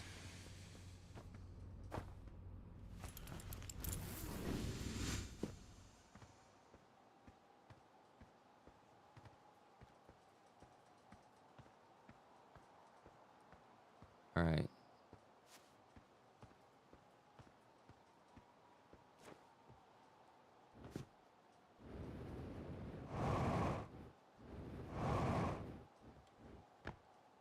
There's more like Nomai ruins over here.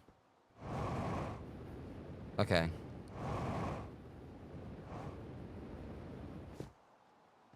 So as it stands, we get in the ship and go fly straight ahead like this. Have to rotate around.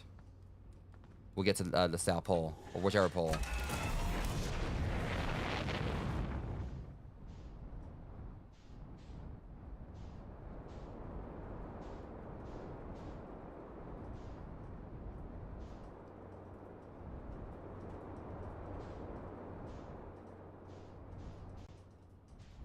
Okay, it's not that.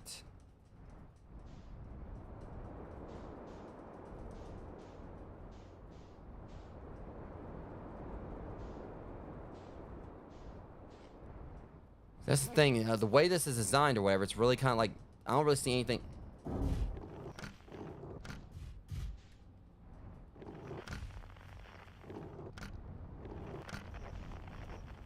Alright, let's kind of get out and get our bearings here.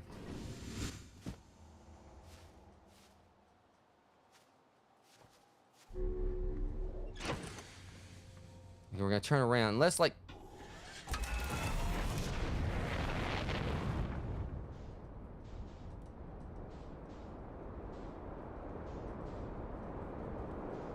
best thing I do is just kind of like look around, see if I see anything suspicious.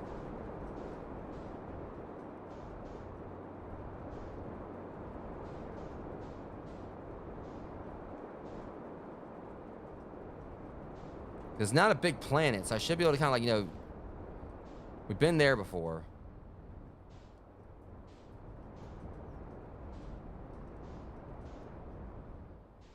We've also been there.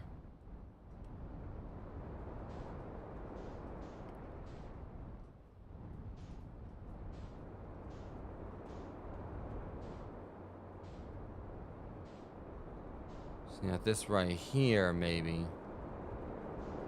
That's the town, or that's our village.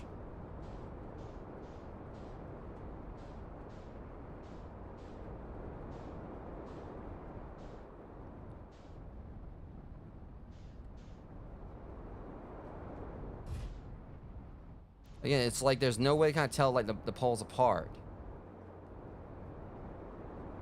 So, or tell when you're close to one.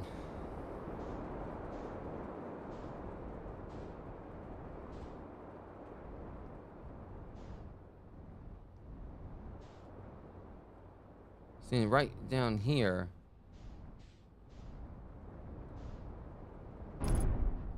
Oh my god. Can we not? Here, that's like spot. See, this is what I'm talking about. Like stuff like this. You know, I'm trying to like take off whatever. Trying to get back up there or whatever, and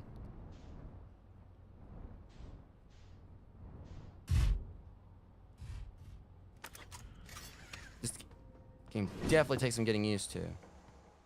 Maybe we can't actually get to the poles. I keep on like showing that they're aligned like, you know, above and below me, but...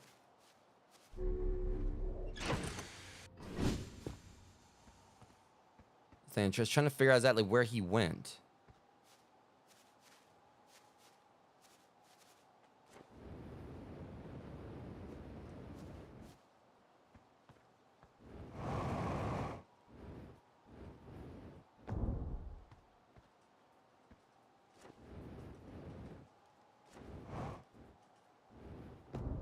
There it is.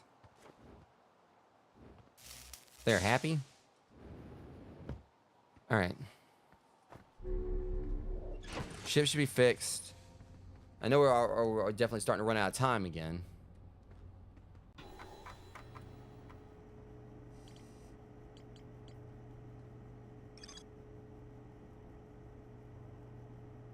Hold up. My stupid self. Now I feel dumb.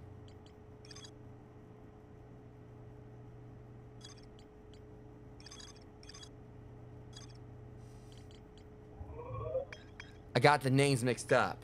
Brittle Hollow's right there. I kept thinking this was my stupid self. That explains why I've been screwing up. Note to self, James. You know, get your plant names right. All right, so yeah, Ryback's on Brittle Hollow. The sun's definitely not looking that good.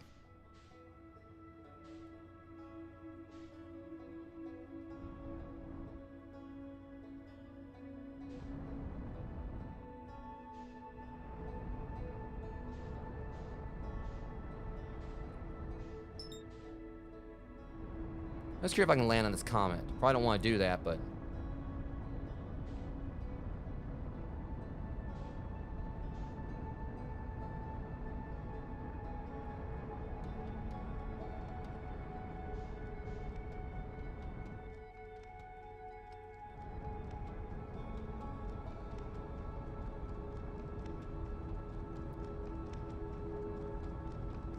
Totally gonna try.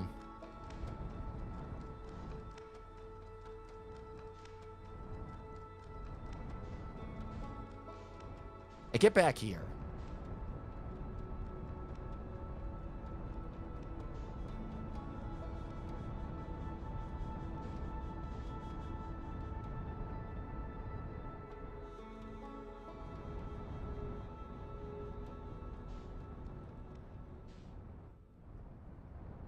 Yeah, this is tricky. Trying to land on this stupid thing. Might not even actually be anything on here, but... I don't know. There probably would be, you know, for the fact it's so hard to land on it, but...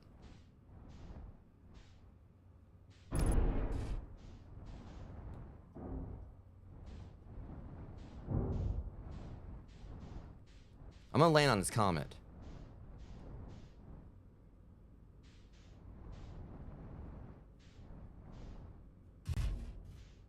Okay, so we did it. Now the question is, why do we do it?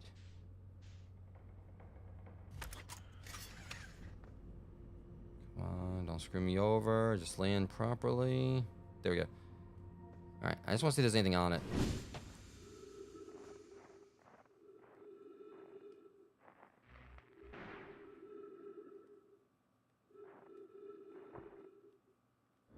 Like, there may not be anything I can really...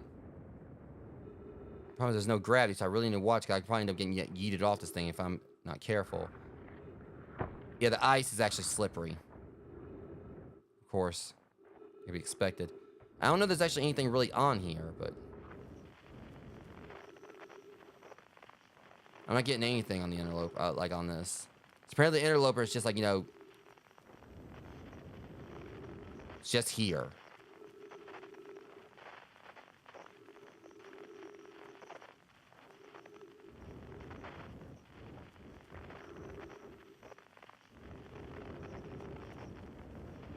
I was kind of hoping I could see some, like maybe there'll be some on it, or I get a trophy for landing on it or something, but...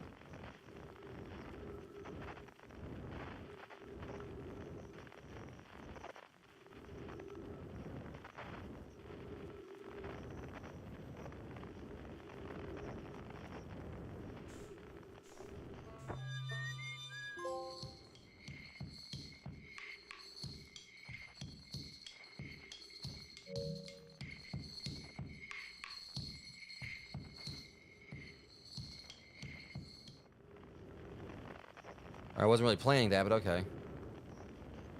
Oh, shit. Oh, God. All right. So the bad news is the sun's starting to turn red, so we ain't got much time left. So let's go to Brittle Hollow, get our next lead, and go from there.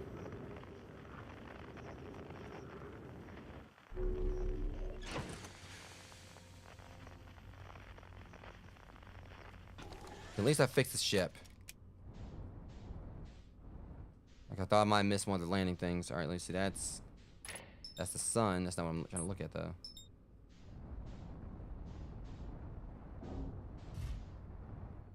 Yeah, let me kind of see if I can get around to that. Just can kind of get a quick look at it right here. Yeah, there's something. There's definitely something there.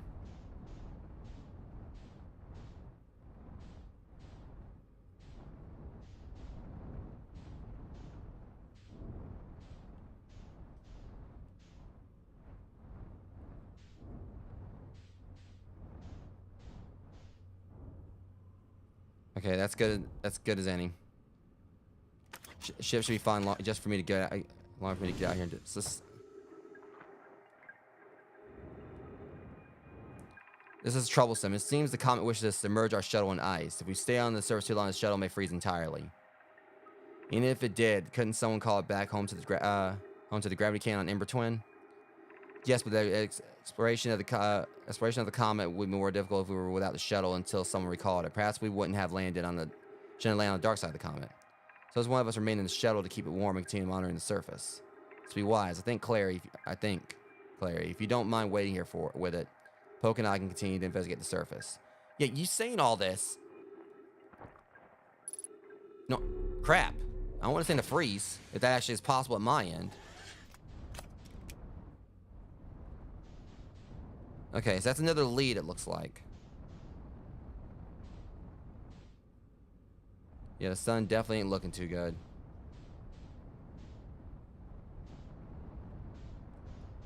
Okay, that looks like, what you call it?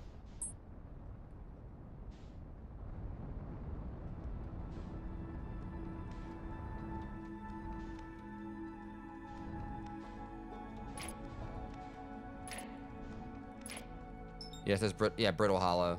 And Hollow's Lantern, okay. I'm trying to remember what this one is. What is that? Is that Dark Bramble? Hang on, this looks interesting, though. I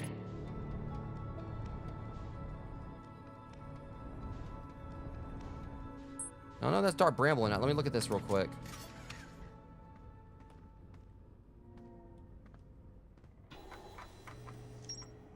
Okay, frozen on my shell, gravity cannon.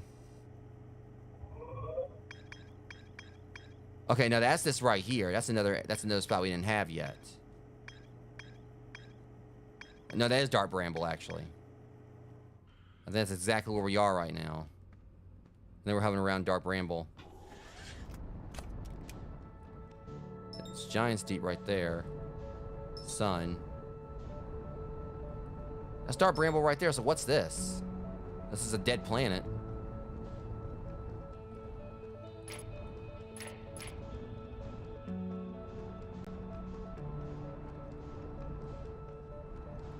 I'm more curious about this. Hang on.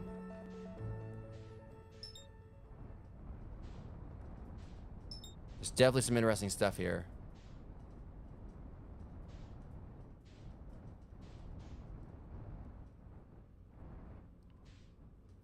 Now, if I play my cards right, maybe I could spacewalk. Yeah, we can go inside. This looks like so. Maybe I can spacewalk this.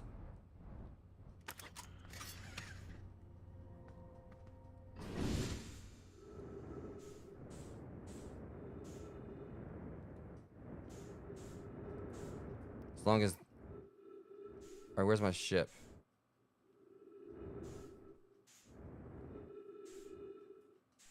Thank you. Okay, my ship's kind of flying away. I need to go and probably need to go and just go catch it. Hey, get back here.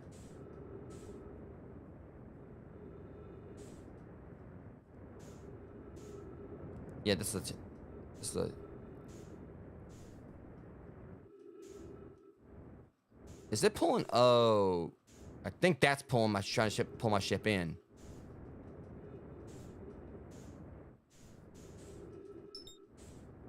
Can't get in it. Hang on, here we go. Note to self, James. You know, watch what you do next time.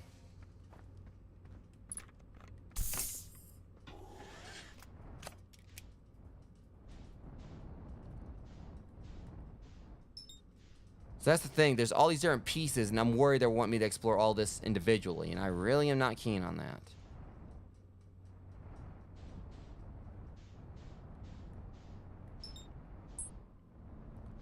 I felt the best thing I can do, and unfortunately, yeah, that sun's about to blow up, or implode on itself. So this right here is definitely where we need to be. This spot.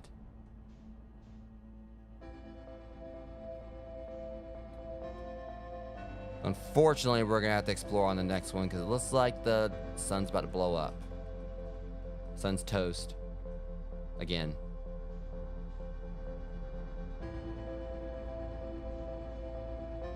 It looks like there's multiple spots here to explore on this.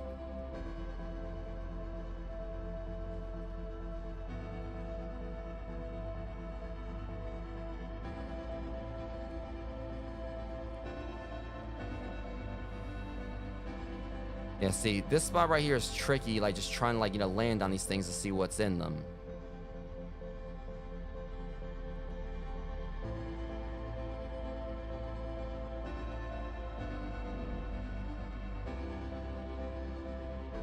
If I can put this right here.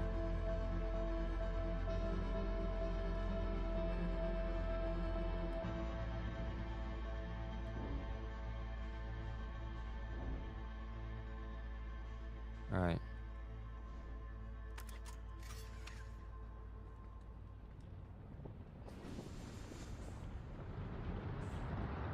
Of course, I ain't gonna have time because I know what that... Yep, here we go. Right when I landed on it, too.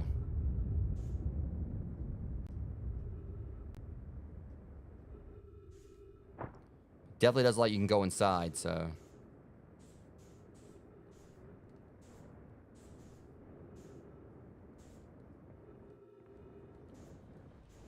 Yeah, there's something in there.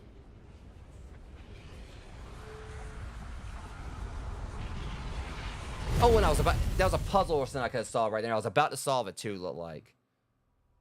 We had to move that thing over there to the, Alright, so right there, right when I was about to, like, throw it in. Or move it, like, the sun, got me.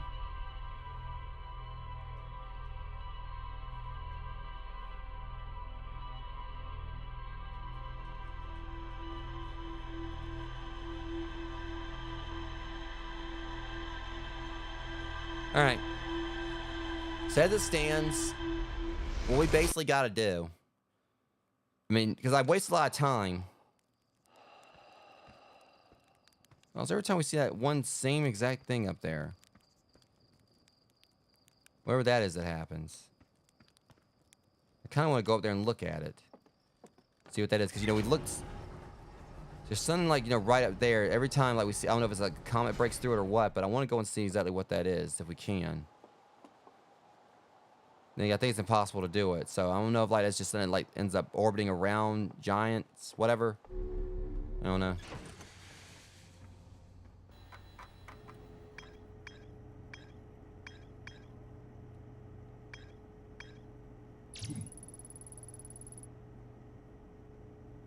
Alright, so Ember Twins, another lead. First things first, I'm going back to like what we saw before. Just gotta find it real quick. That's my priority, because me coming that close to like doing like some kind of little puzzle in there, I want to see what that is. Okay, that's Dark Bramble. That's not where we're going. I gotta find that one.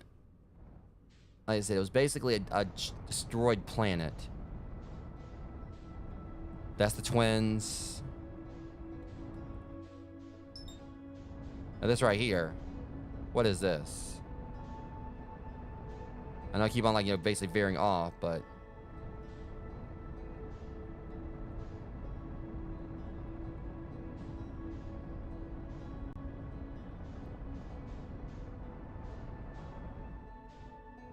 Looks like another gas planet.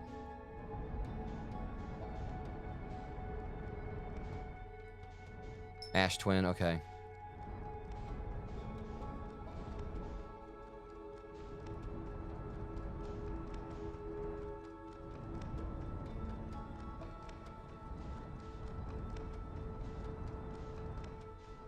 Okay.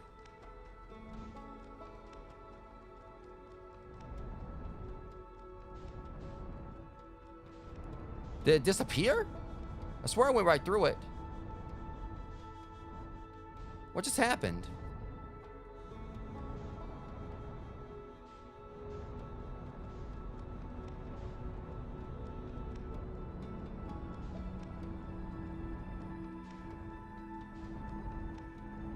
Okay, that was strange.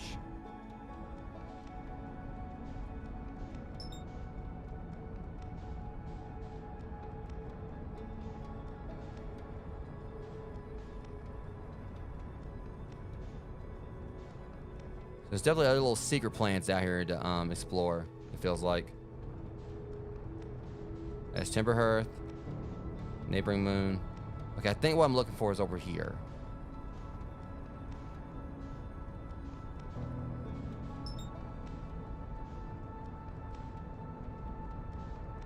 Yeah, I see it all the way in the distance. We just gotta get to it.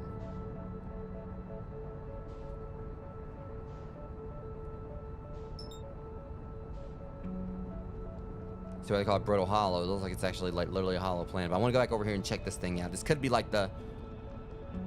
I don't know what this is. But... Like I said, this area right here is very... Whoa.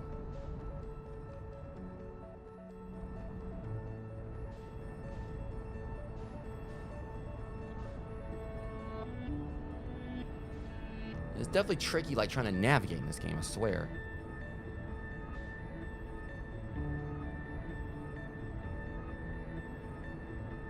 Feels like everything's, like, moving further away, even though I'm, like, trying to, like, you know, catch up with it. Here we go.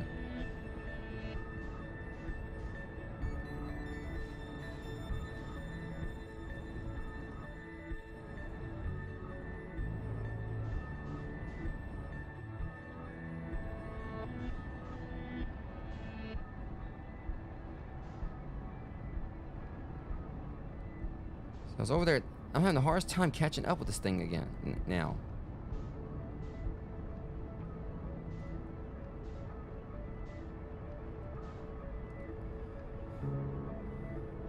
Kind of feels like every time I get close to it or wherever it ends up. All right, I think I'm catching up on it now.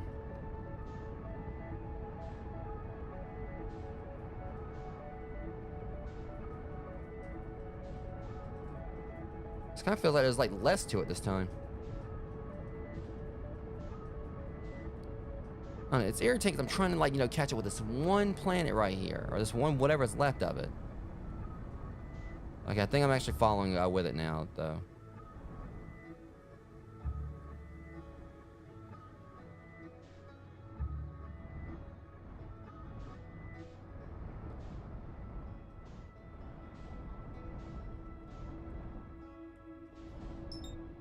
Okay, at least now maybe I can kind of like stay aligned with it. All right, here we go. This looks different from the other one, though.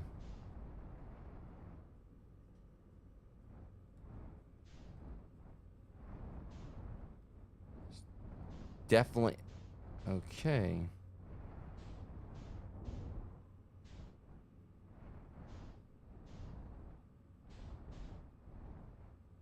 Park my ship right here. Should be fine.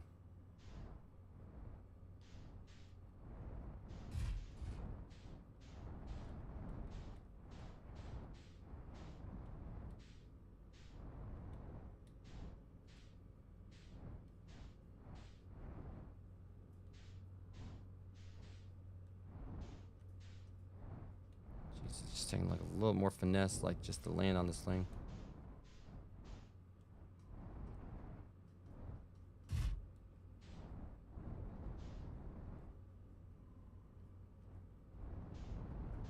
So it's like, yeah, it's really finicky trying to land this thing now. Hopefully it'll be safe. It'll be fine here.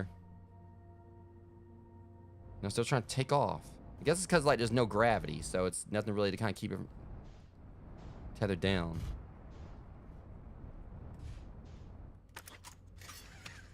Okay, I'm just gonna like get out and like look real quick. Oh shit. Okay.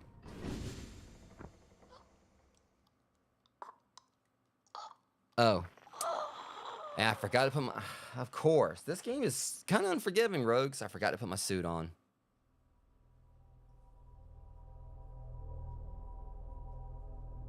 It's bad that they wouldn't let me actually properly land on that thing. I don't know, maybe that's something else we need to come back to as well. Maybe we should just kind of stay the course on what we actually should be looking into. I mean, this game's definitely a learning experience and trying to figure out, you know, things to do. So I guess what we should do next is just go ahead and actually head to, yeah.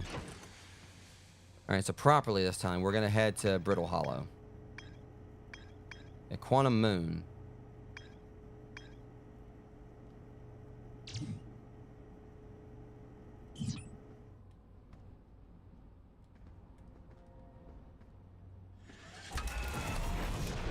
So we do know at the very least that the Quantum Moon is near Brittle Hollow.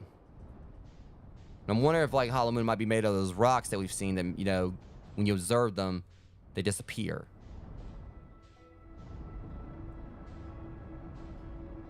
One might think.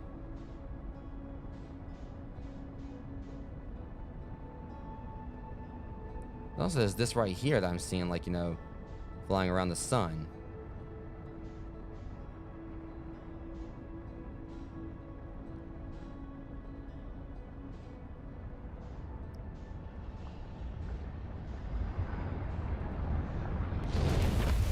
So there's that thing flying around the sun or whatever, and if there's actually supposed to be a way to land on it, that's gonna be a pain. The sun just basically just wasted me because of its gravitational pull. I wonder if it may be possible I can upgrade this. I can upgrade the ship.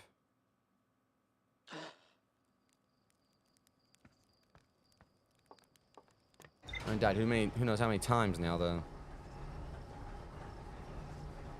Alright, we're not gonna try to attempt that again, like, not right now. Alright, now this time I'm truly gonna stay the course, rogue.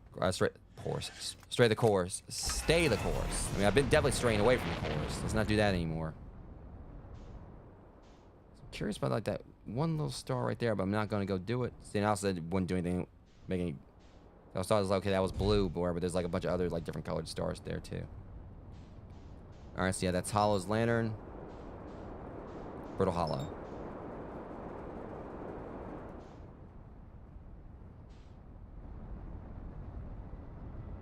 It may come down to we might end up getting, you know, some upgrades or something. Who knows?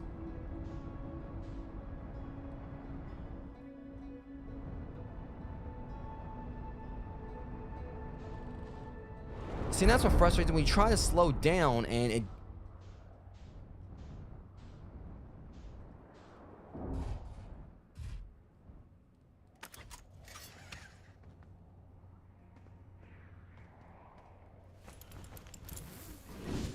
How's the gravity here? Okay, it seems like it's enough to kind of use my boosters to an extent, but not a lot.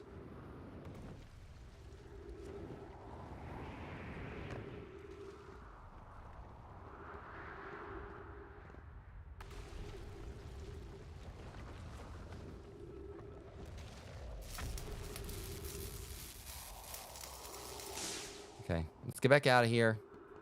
Or get back in here and see exactly what...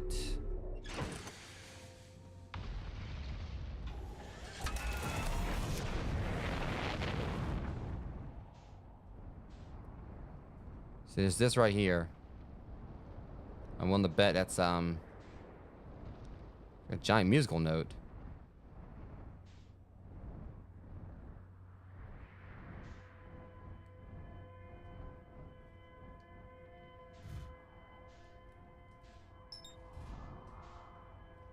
now hopefully my ship actually stays put this time.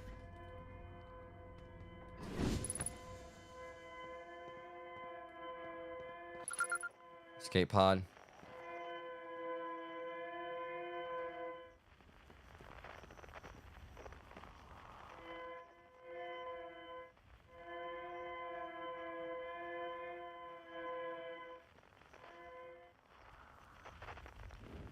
Okay, so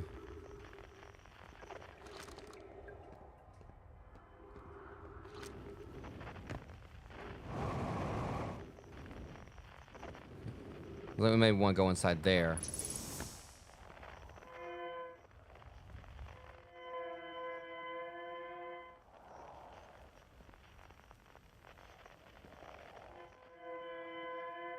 So there's another one over there on Dark Bramble.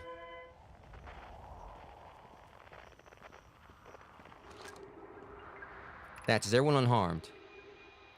No one was badly injured from the escape pod's impact. We're incredibly fortunate. This is good news. At least have we heard from escape pod 2 or escape pod 3?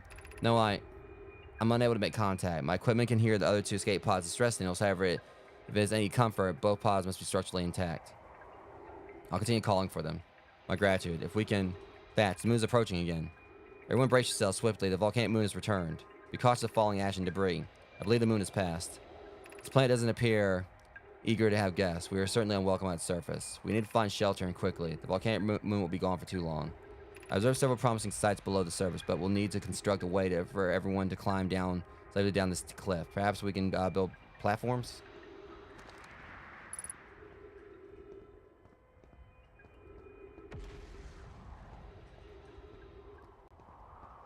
Alright.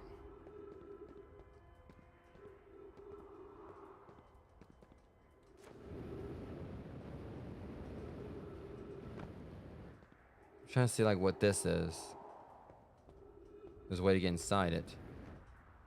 And why would they put this thing here unless there's a way to get inside? Oh shoot. Well. Now see, is that what they were talking about? Things throwing Here we go. Okay, let's see what's inside here. It looks like, light pods, I'd assume.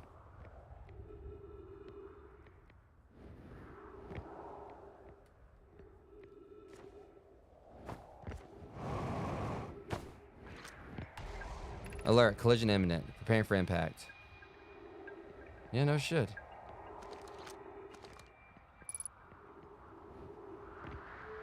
See, this is like one of those what we saw like before on that one thing. See? Well, I mean, I was gonna read that, but okay. Well, crap.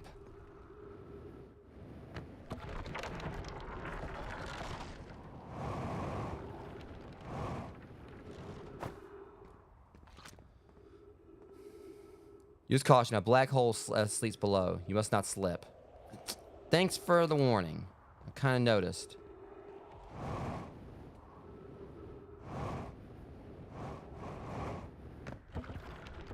I'm not really too intent on, like, reenacting, like, a certain someone's fate in Treasure Planet.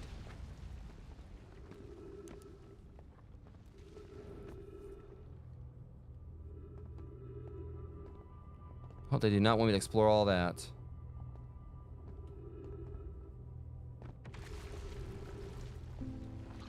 Oh, no, be sure not to wander far from here. Though this area is somewhat unstable, it's safer than any we've found so far. Temporary settlement is finished, but remember to be cautious of falling rocks and dust created by meteor impacts.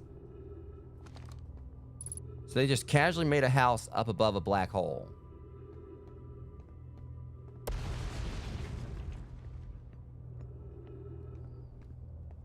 At least now I know what they call this place, Brittle Hollow. Black holes probably tearing the planet apart from the inside, from the inside out. I've never actually really fully watched Treasure Planet, but I do know of that scene. Given concerns about our settlement stability, where should we construct a new, less temporary shelter? I believe we should migrate to the northern glacier. We need to stay close to the escape pod so Felix can monitor incoming messages. We can't be rescued if we aren't present to respond. What if we use gravity crystals to create a stable path? Building beneath the crust again would shelter us from the volcanic moon's eruptions. I don't believe anyone's coming to save us, Thatch. Now we must save ourselves. I agree.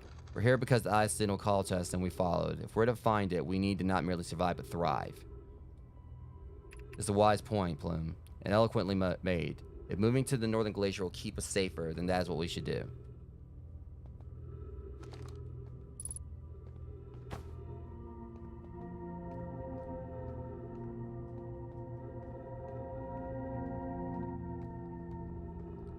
And they're like, oh, well. Yeah, that just looks like, you know, a bunch of nope.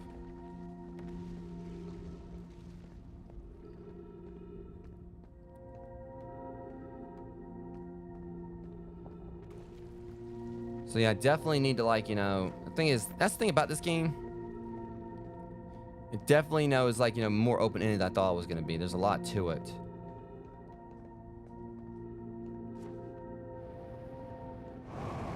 Really? Well, I'm dead.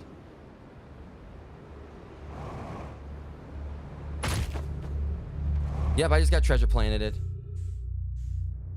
What the hell?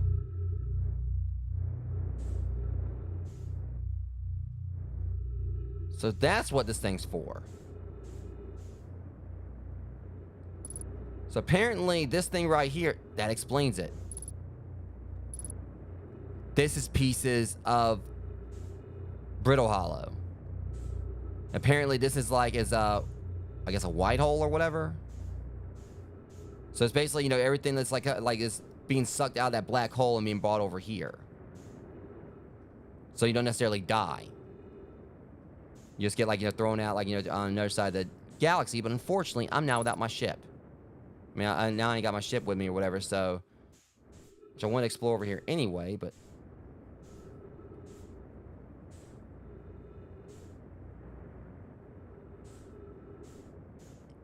This wasn't exactly part of the plan. And I'm running out of oxygen here.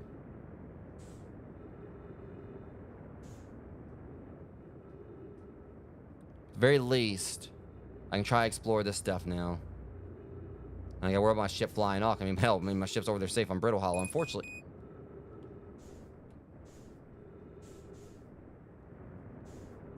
Yeah, it's about to go bad for me, though.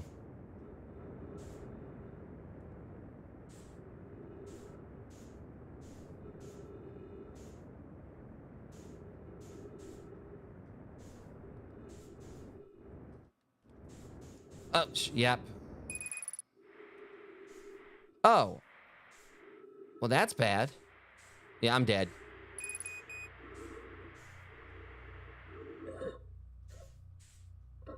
That just totally sucked.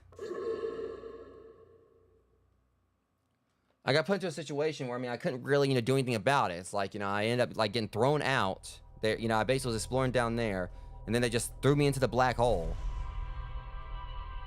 So the platform seemed like I was supposed to jump, and then I tried to jump it or wherever, and then that happened. But at least they ain't gonna get me like that again. Next time I'll just pop my ship down there.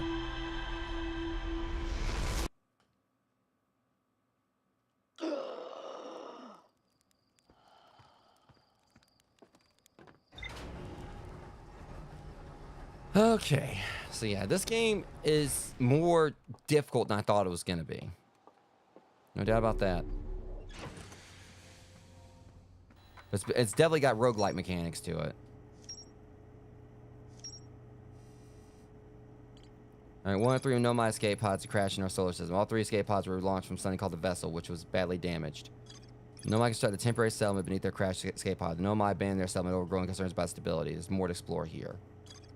Nomad decided to migrate from the old settlement to the northern glacier. They used gravity crystals to create a stable path beneath the surface. Yeah, it wasn't that stable.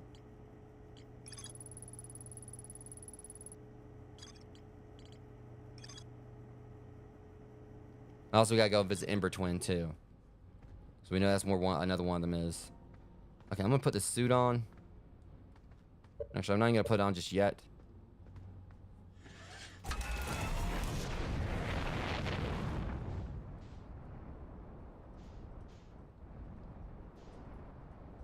Okay, so at least we know that one spot. we can be spit back. We can be spit out there thanks to the black hole. But it also makes me wonder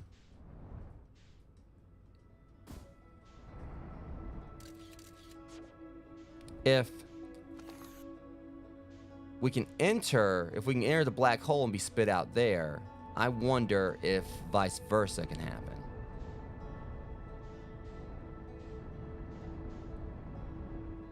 Just gotta find it. One would think that maybe, I mean, of course, obviously the thing about it is, if like the black hole like repels,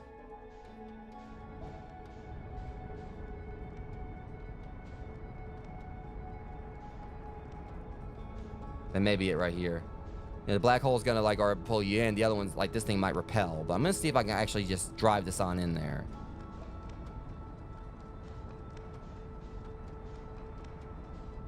Probably not. One could hope.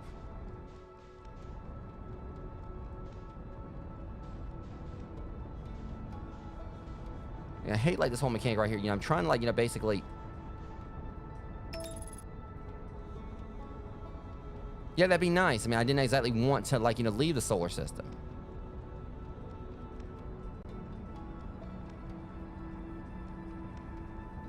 See, it's not letting me go back. Okay, I think we're... Oh, here we go. Yeah, I was... Because, like, it feels like, you know, the way it is, like, you know, it just ends up, like, just, you know, pulling you back so much, even when you're, like, you know, just... You know, gunning it.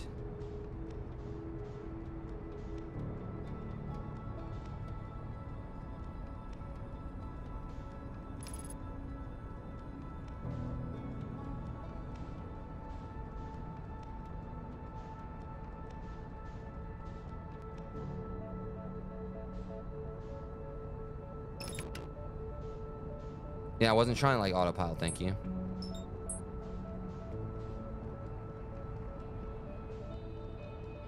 Okay, maybe we're coming in on it pretty decently this time.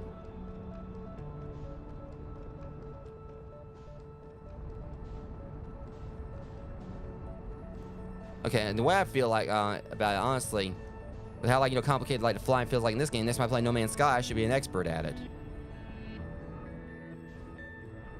Alright, it'll be nice if I can just kind of like be teleported. Every time you get close.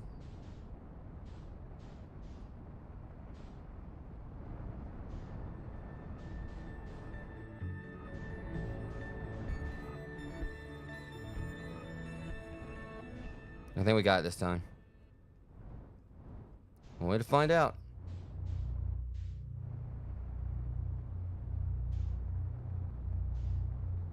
Okay, that's... Yeah, so it completely repels you.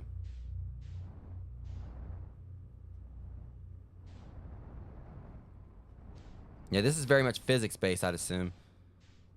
I don't know how many of the devs actually maybe like, you know, did interstellar space travel. So yeah, we can't go through that. I mean, that just completely repels while the, you know, it's the exact opposite of the black hole.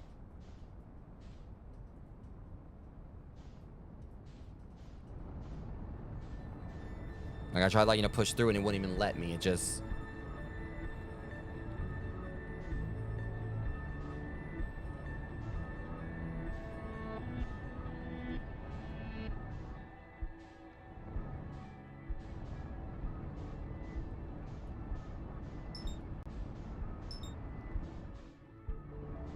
We want to keep on trying to explore, you know, all this.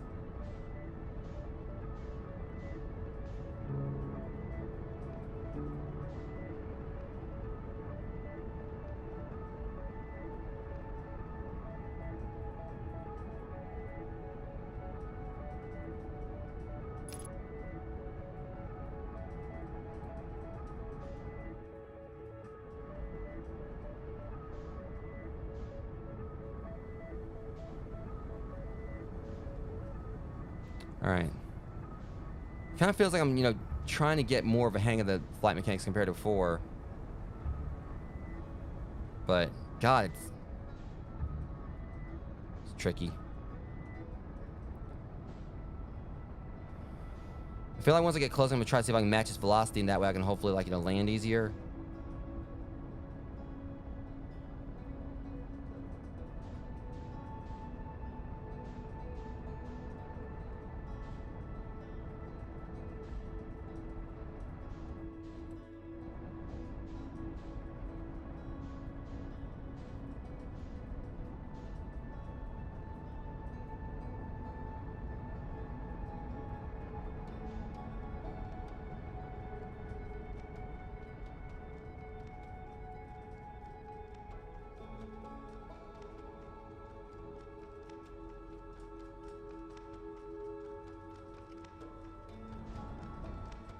Like, if I'm doing like match velocity, I'm hoping that what that means I can kind of like, you know, just kind of ease into it. Looks like that's kind of like what's going on here. Okay, I think I kind of like know how we actually properly land on these things now.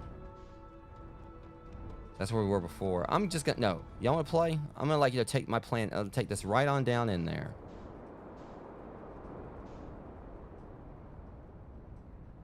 Problem is, I don't know how well this is gonna like be equipped against a black hole.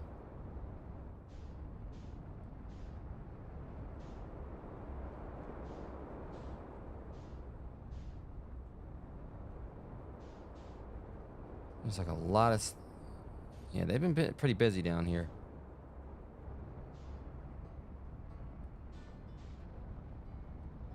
So that's what this is. This thing's like, I guess, supposed to be designed to kind of like, you know, problem is my shit won't fit.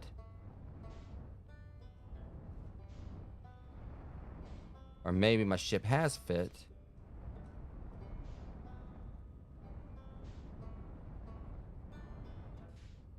Where's this thing pulling me? I don't know if it's a glitch or what, but...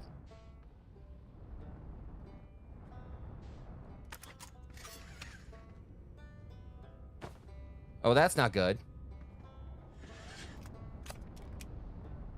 I'm stuck.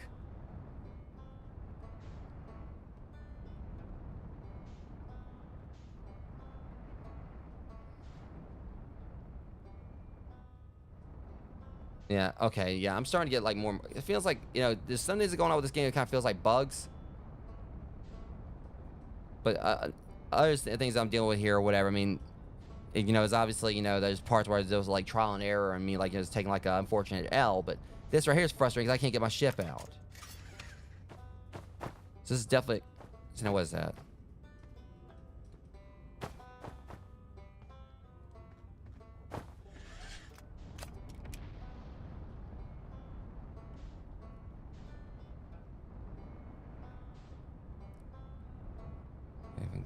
Come on, let me get my ship out. I'm almost there. There we go.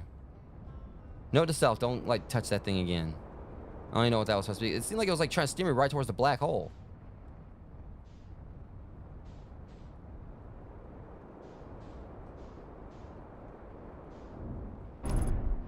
Oh my god.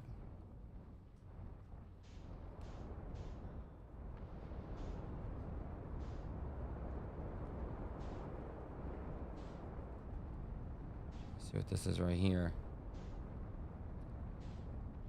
Listen, this game definitely doesn't hold your hand, which, and I don't really mind that.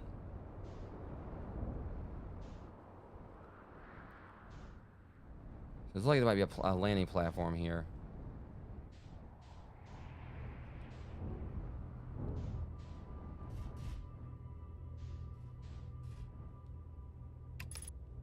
I said it might be a landing platform, so let me land.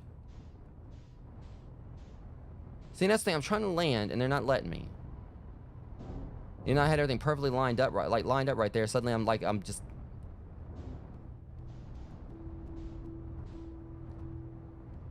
Yeah, this right here is honestly really frustrating. You know, when you're trying to land, but then, like, for some reason.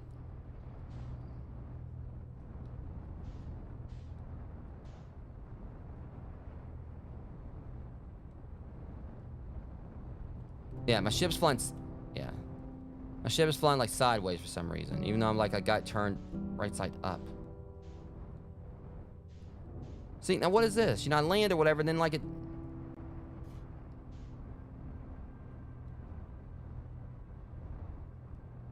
It's not letting me go up or down. It's the problem. Like my controls are like just really weirdly, you know... This is this thing right... I don't know.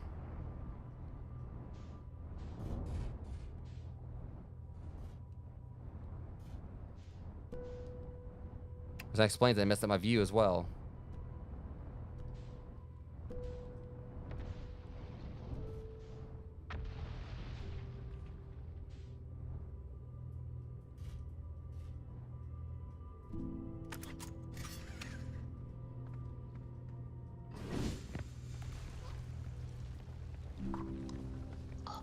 And of course, I forgot my suit again.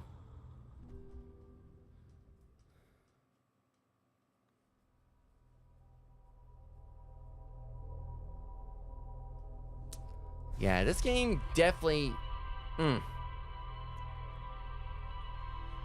This is a rough one. This is not, like, I've waited this, like, did not actually expect this to be, like, as tricky as it is so far. And I keep forgetting to put my suit on, which obviously ain't helping matters.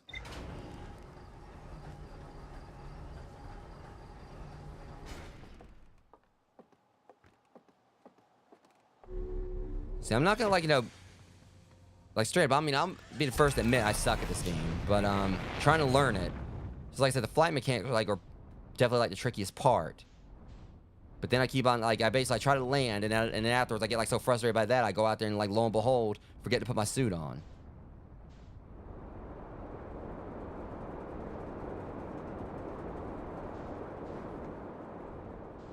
I mean, that's the thing. It's a good game. I'm enjoying it. But definitely might be one that, after, this stream, but I might actually just end up coming back to it later. I'm not sure yet.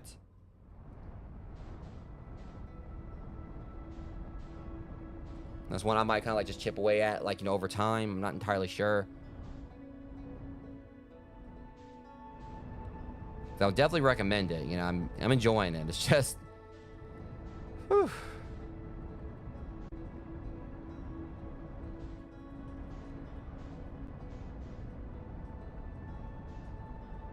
It's kind of like been made very apparent to me that, this is going to be more complicated than I thought it was going to be. I mean, it's mainly the flying mechanics. The flight is, like, definitely, tricky. Okay, now here's this thing again. I'm going to go over here and investigate this. And the thing is, I bet you that's probably the quantum moon. Because they said, like, no one's been able to land on it. I tried or whatever, and I went through it. So this is probably the quantum moon they were talking about.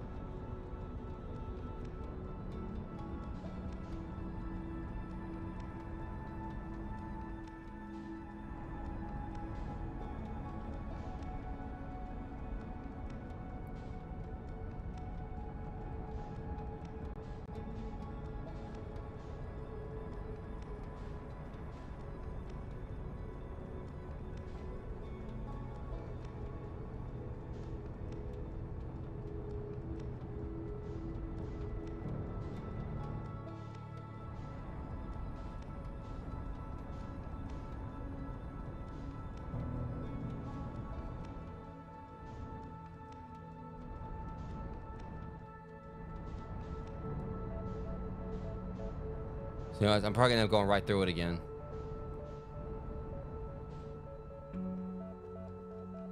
It's just going to disappear. See? See, that's definitely the quantum moon.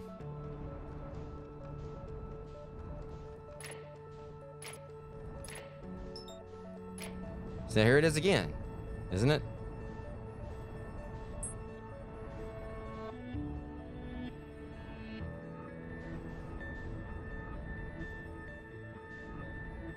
All right, I'm just trying to find Brittle Hollow again.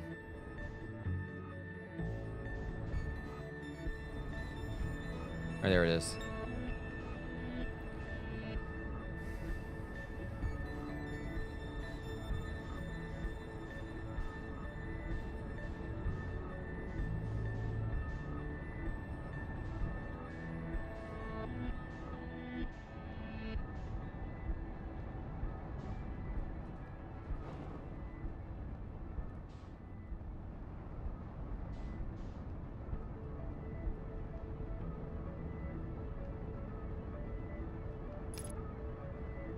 As long as I can match the velocity, that will definitely help.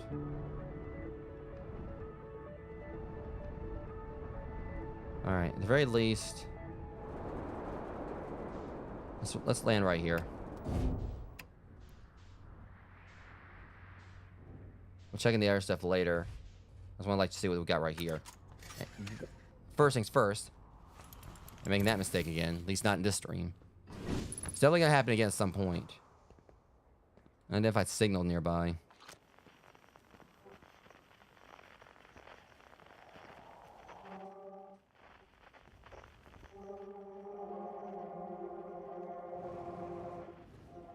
There's never one of these stones.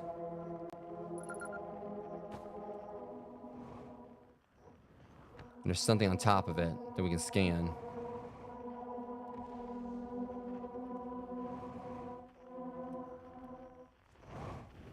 Alright.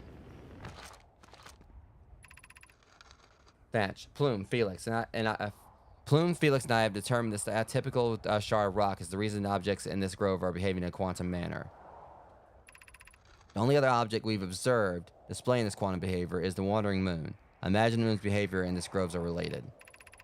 In her note from earlier, Felix mentions this strange type of rock isn't found anywhere elsewhere on Brittle Hollow. What if it isn't originally from this planet? Hypothesis, this quantum shard is from the wandering quantum moon. Perhaps it's even a small piece of the moon itself. See, originally I was thinking it was actually, part of, I'm trying to think. Did I say it was partly part of the moon? I think I was actually saying it was part of something else or whatever. The pieces that we saw. I might have actually said it was part, like, maybe they were part of the moon. Those pieces we saw that, like, whenever you saw them, like, they disappeared. Of note, a unique signal is coming from the shards. Curiously, our friend in the wandering moon sounds the same. I've also heard the same signal the shard produces calling out from Giant's Deep, Timber Hearth, and the Hourglass Twin. Suppose there are other shards like this one.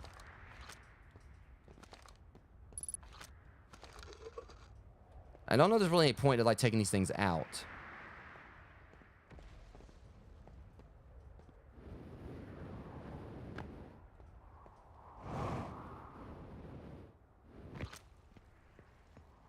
Okay, there's definitely a lot going on down in there. Okay, I can leave my ship alone now. I saw that.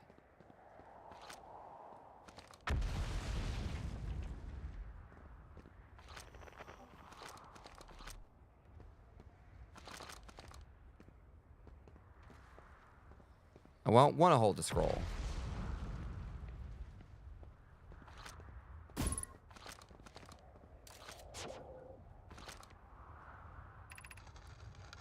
Alright, beneath your feet lies the Tower of Quantum Knowledge. Good to know. How do we get in? I'm going to go and take this thing back over here.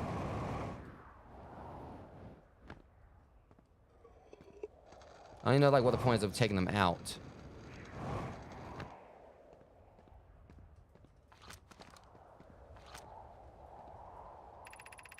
The trees are moving. The trees in this grove wander around freely. The entire plant, roots, and all. This is not normal. Even for this alien plant, I've never seen them move. Is that even possible? What are you talking about the trees are moving?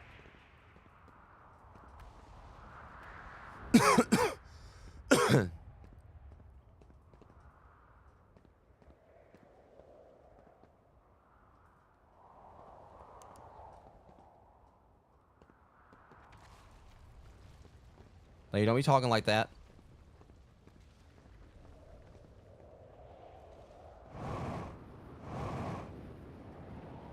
I mean, we don't need like a Lord of the Rings plot here, where like everyone's walking so much, even the trees get up and start walking.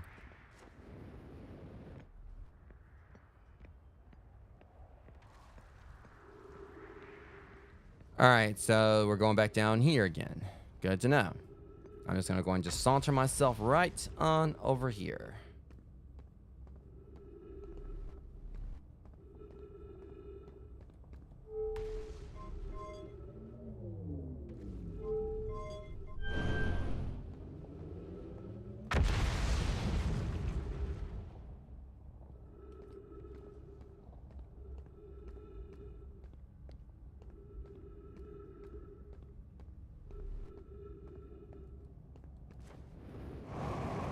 How am I supposed to get in there?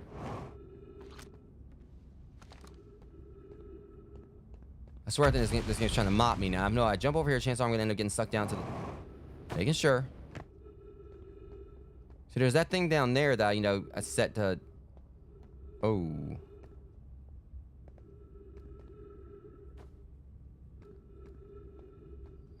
Yeah, believe me, dude. I know how you feel. So I feel like if we turn these things on, which it looks like we can do right here.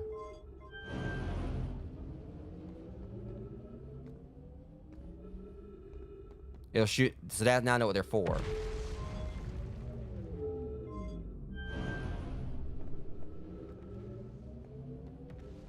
Well, nothing ventured and all that.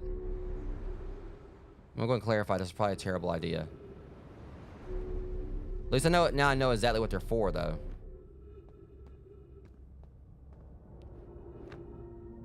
Okay, right. Got a little worried. I was like, wait, I know I ain't getting sent to another black hole again, but.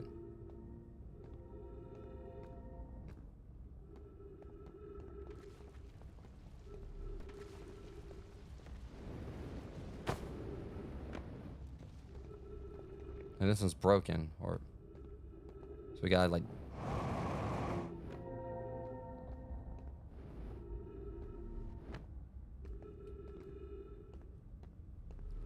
More questions without answers.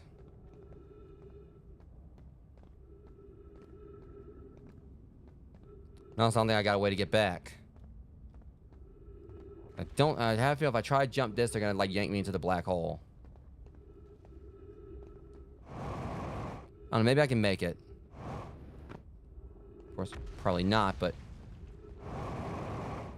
Wait, hold on a second.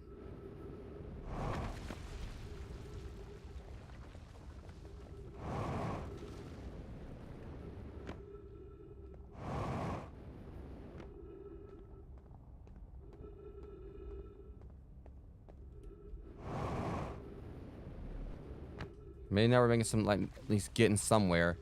This looks like there might be something over here. Nope.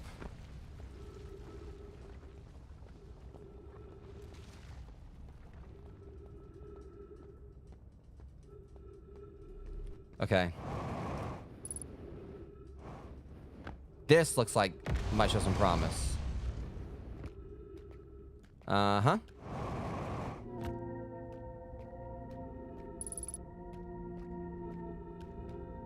Uh-oh.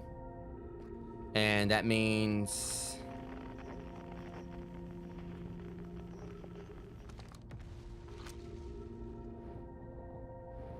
Great.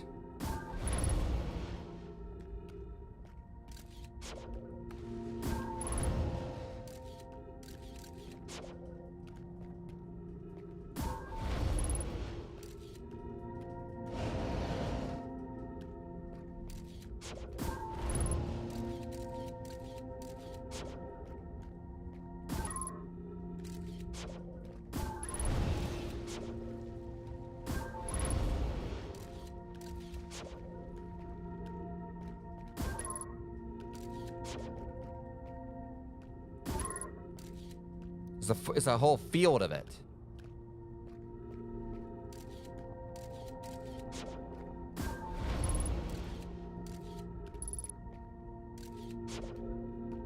Well.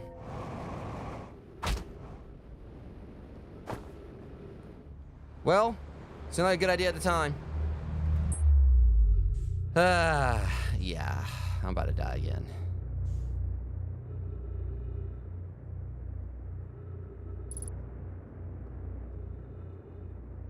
Then again, maybe if I'm lucky, I can make it to this thing. Because I was wanting to do it before.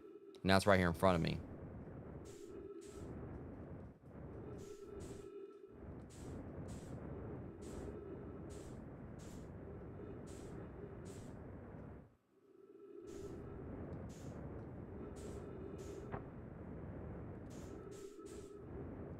It's not a total loss.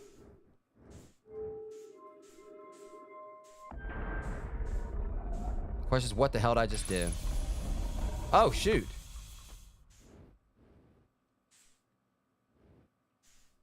Nice.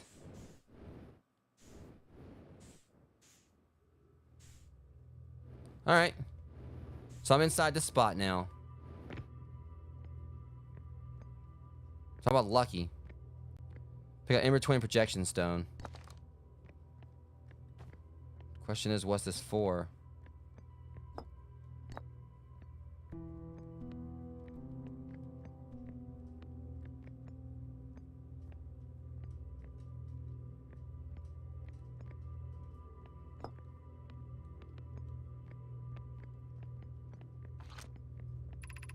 Welcome to the White Hole Station. If you fell through that black hole by accident, don't worry, you aren't the first. This warp tower can return you to Brittle Hollow.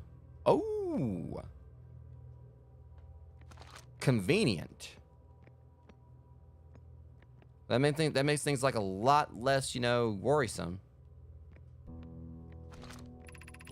Every warp tower is tuned to a specific astral body. A tower's warp can only be used during the brief window when the tower is aligned with its corresponding astral body, in this case, Brittle Hollow. You must be standing on the warp platform on the floor for during this alignment to be warped. If you look up while the station is rotating, you can see the alignment happen when the astral body is directly overhead. Yeah, all I know is that this right here is pretty important.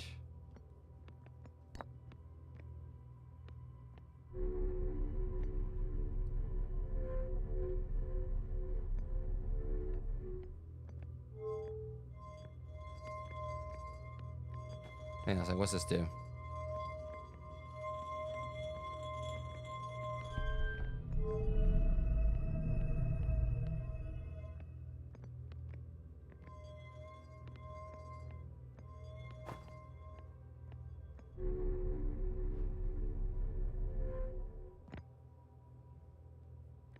I'm so confused.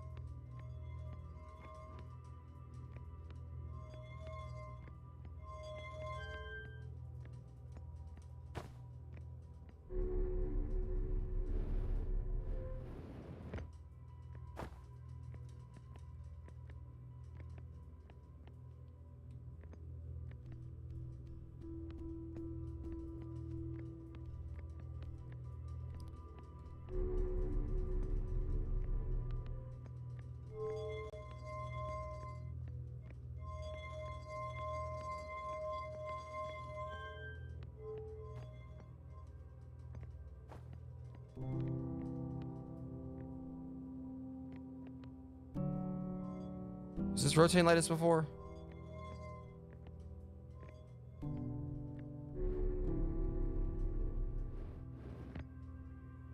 It's setting warp me back, but it ain't doing anything.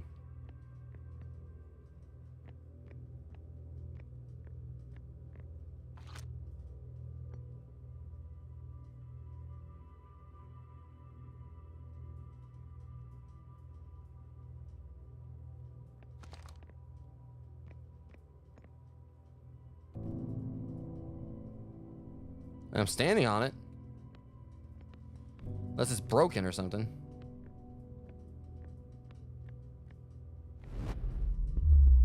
Well, it took you long enough. Didn't want to work originally.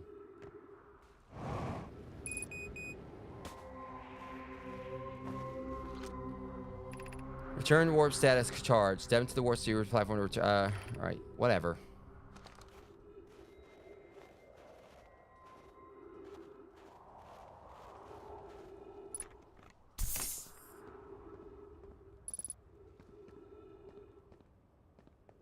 Thing is, the sun is about to go kablooey again. Hanging steady below 50 meters. Okay.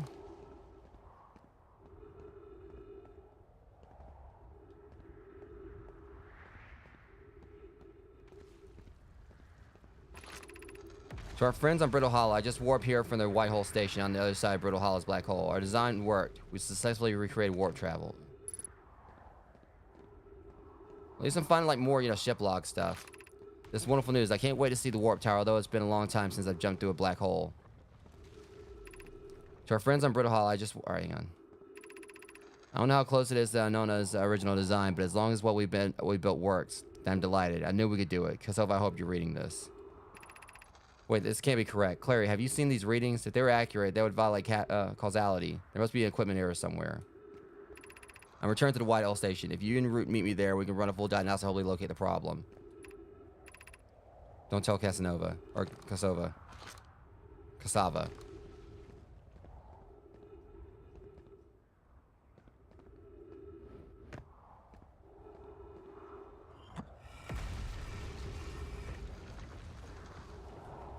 I'm hoping I just did what I was supposed to do right there and it's gonna stay there.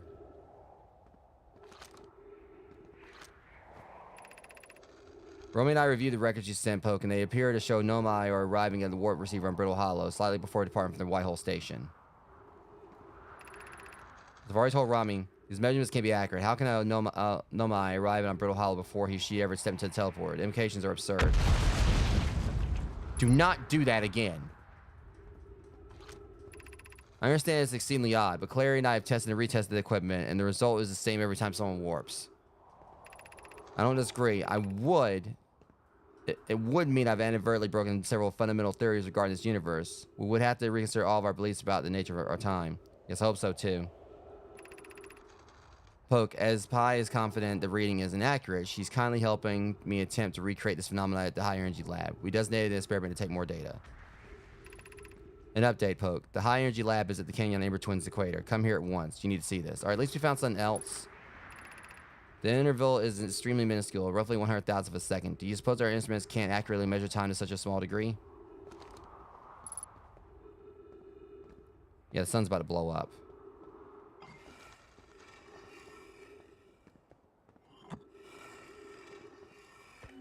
Oh. Was that normal?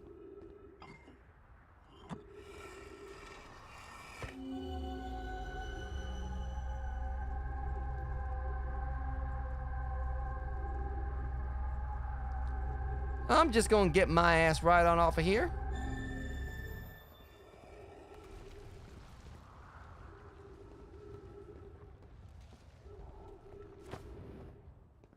Now, I don't know what that was, but I didn't like it.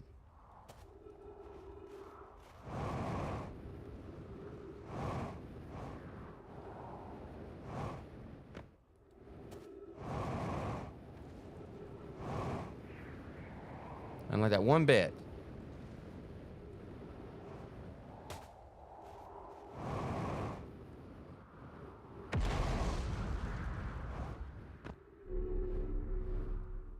So I guess that's a way for us to get back up to the surface. Piece of paper.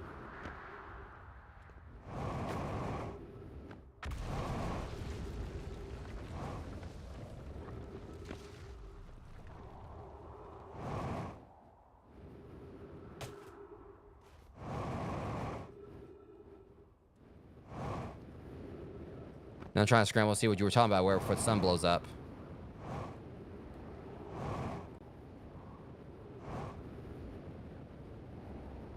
Oh, crap.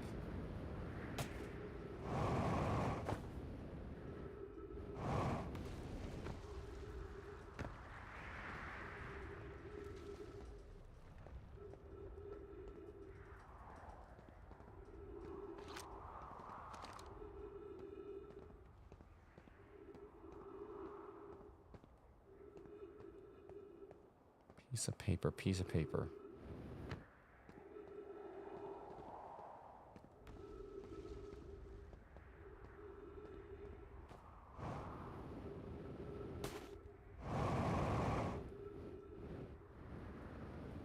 The entrance, okay.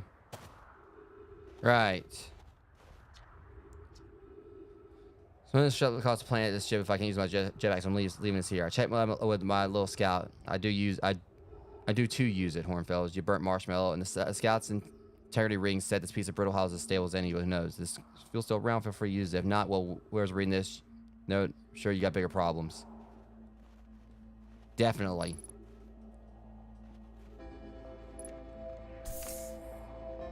Let's see if I can kind of reach this. We're obviously about, like, you know, we're running out of time here.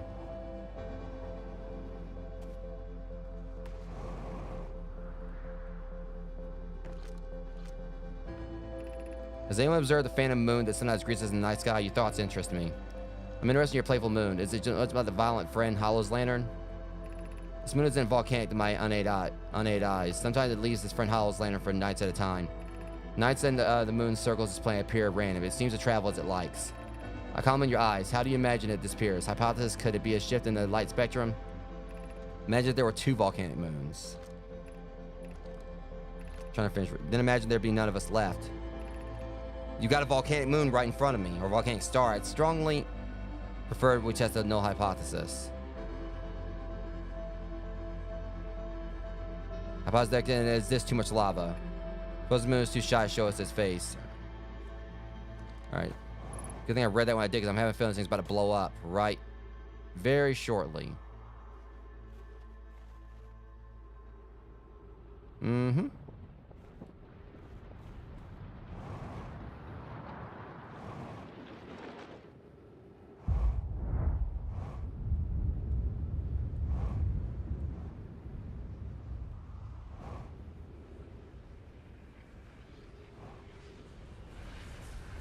Bet you see everything, like, it looks like you see, like, still getting pulled towards it, too.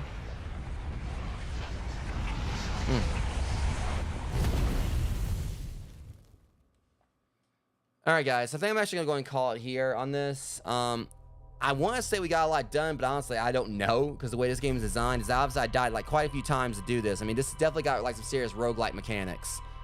Or roguelite, because roguelike would probably, like, be purely, like, if I die, where you have to start completely over. But at least with this, you don't actually start over, like, and lose everything. You take, like, prior knowledge, you get to go back in and, like, and continue onwards. And that's how the gameplay loop works. But the fact there's a trophy for this game where you got to do everything in one loop, oh my god.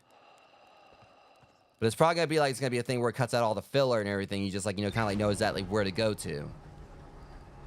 But, I'm going to at least, like, load this other stuff onto the ship or wherever. I mean, outside of a few little glitches and frustrations, I'm definitely enjoying this game. But it's definitely going to take some time for me to actually, yeah. So, Quantum Shard, Quantum Signal, White Hole Station, Northern Glacier, High Energy Lab. So we definitely got, like, some new leads on everything. Sorry if y'all heard that. I accidentally, like, smacked my mic right there by accident. But there's, like, so much. And you can see there's, like, so much that we still got to do in comparison, like, what we've done. So I may go and actually play some more of this tomorrow, because I said this might be something I might actually just play, like, occasionally, and just chip away at it. But I definitely do want to try to go and play on through it, because I really am curious to see what's going to happen. It's definitely, like, got a learning curve to it. I kind of am getting more of a hang of the flying mechanics. But as I said, like, considering, like, how tricky this has been, like, flying this game compared to No Man's Sky, I feel like when I get back to No Man's Sky, I'm probably going to be, like, a lot more equipped to actually play it, after all this. Because the flying in this game has definitely been complicated. But at least I'm kind of getting the hang of it. And the game's, like, getting more fun because of it. But it did, like, irk me with, like, some, like, the deaths that definitely were frustrating. Obviously, I'm going to own up to the times that I didn't put my suit on. I ended up, like, dying from basically suffocating in the depths, in the vacuum of space. But there were, like, some things that definitely were kind of frustrating in regards to a few deaths that definitely, I felt were questionable. I know there was the one where I tried to use the jetpack and I ended up landing, like, really too hard. But I think that was mainly just because of the gravitational pull on the planet. So I'm kind of, like, just trying to take it in. Like, obviously, each planet has their own dangers. But I definitely want to say that probably, no doubt about it, that one right there, Giant's Deep, is definitely terrifying. But, I mean, that's the thing. We've been exploring each of them. So we got, like, and this at least kind of gives more of an idea on, like, where we are.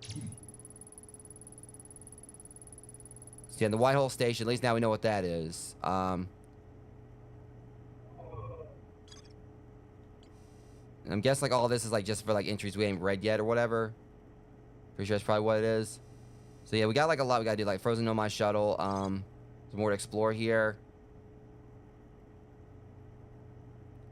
So I'm having a feeling we definitely need to go back to the Interloper and check and see what's going on there. I think there's definitely, like, something there we still need to check into. But the main takeaway is that, obviously, I feel like, this area right here, Brittle Hollow is, like, definitely one of the trickier areas to explore.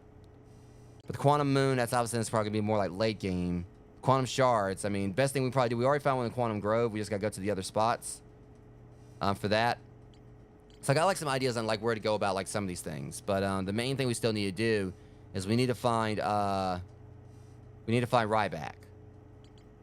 Because said, like, he's at Ryback headed to Brittle Hollow to investigate something nobody were doing on the South Pole. So we need to figure out how to find him. The Southern Observatory, the Nomad decided to build a larger, more sophisticated eye signal locator on Brittle Hollow's South Pole. So I'm pretty sure that and Ryback are linked. Southern Observatory and this. So when we go back to Brittle Hollow, we need to try to find the observatory. We're just going to, like, circle the planet until we find what we're looking for. So we're going to try to, like, do that probably at the start of the extreme. Because obviously there's only going to be so many things that we can find before, we're going to be able to start tying up all these loose ends and actually properly conclude the game. Because as we, we continue to find more stuff that we're knowledgeable about, it's kind of like, put us more forward, more towards the actual end game. I just don't like, you know, think about it is like, but doing all this in one loop and only like 22 minutes, that's definitely gonna be a tricky trophy to do. But anyways, definitely enjoying this game, Rogues. I'll probably be playing more of it. I said tomorrow, but I mean today, since it's now after midnight. So I'll probably play some more of it today, you know, definitely. But as I said before, I do have like some possible obligations out at the Haunted Trail this weekend. Like we're going out there to try to help out, like we'll send some things up. You know, even though it's not gonna be till October, they do still need like, you know, put the scenes and rooms together for us actors for, you know, when haunt season does start. So I definitely probably will. It's gonna be like probably up in the air, like how much I'll be able to stream this weekend. But I am hoping to do more No Man's Sky as well as more of A Link to the Past. You know, hopefully, you know, tomorrow and on Sunday. We'll see how things go. Cause again, I'm probably gonna be like tied up away, you know, out of town. But I'm gonna do what I can. If you know, there's any particular day I'm gonna end up missing, I'll just have to, you know, try to make up for it, you know, further next week. But anyways, that being said, Rogues, calling it here. I want to say thank you to those who came out and hung out with me for this. And though this game is definitely, you know, had a bit of a learning curve to it, it's more difficult than I thought it was, I'm definitely enjoying it, and I'm glad I finally got around to playing it.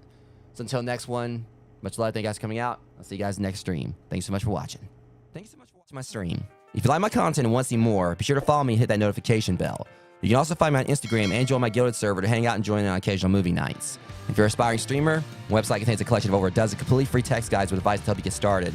The section is dedicated to proper networking, the importance of channel panels, handling dead air, and many other topics. You can find a link to my website on my channel. See you guys next time.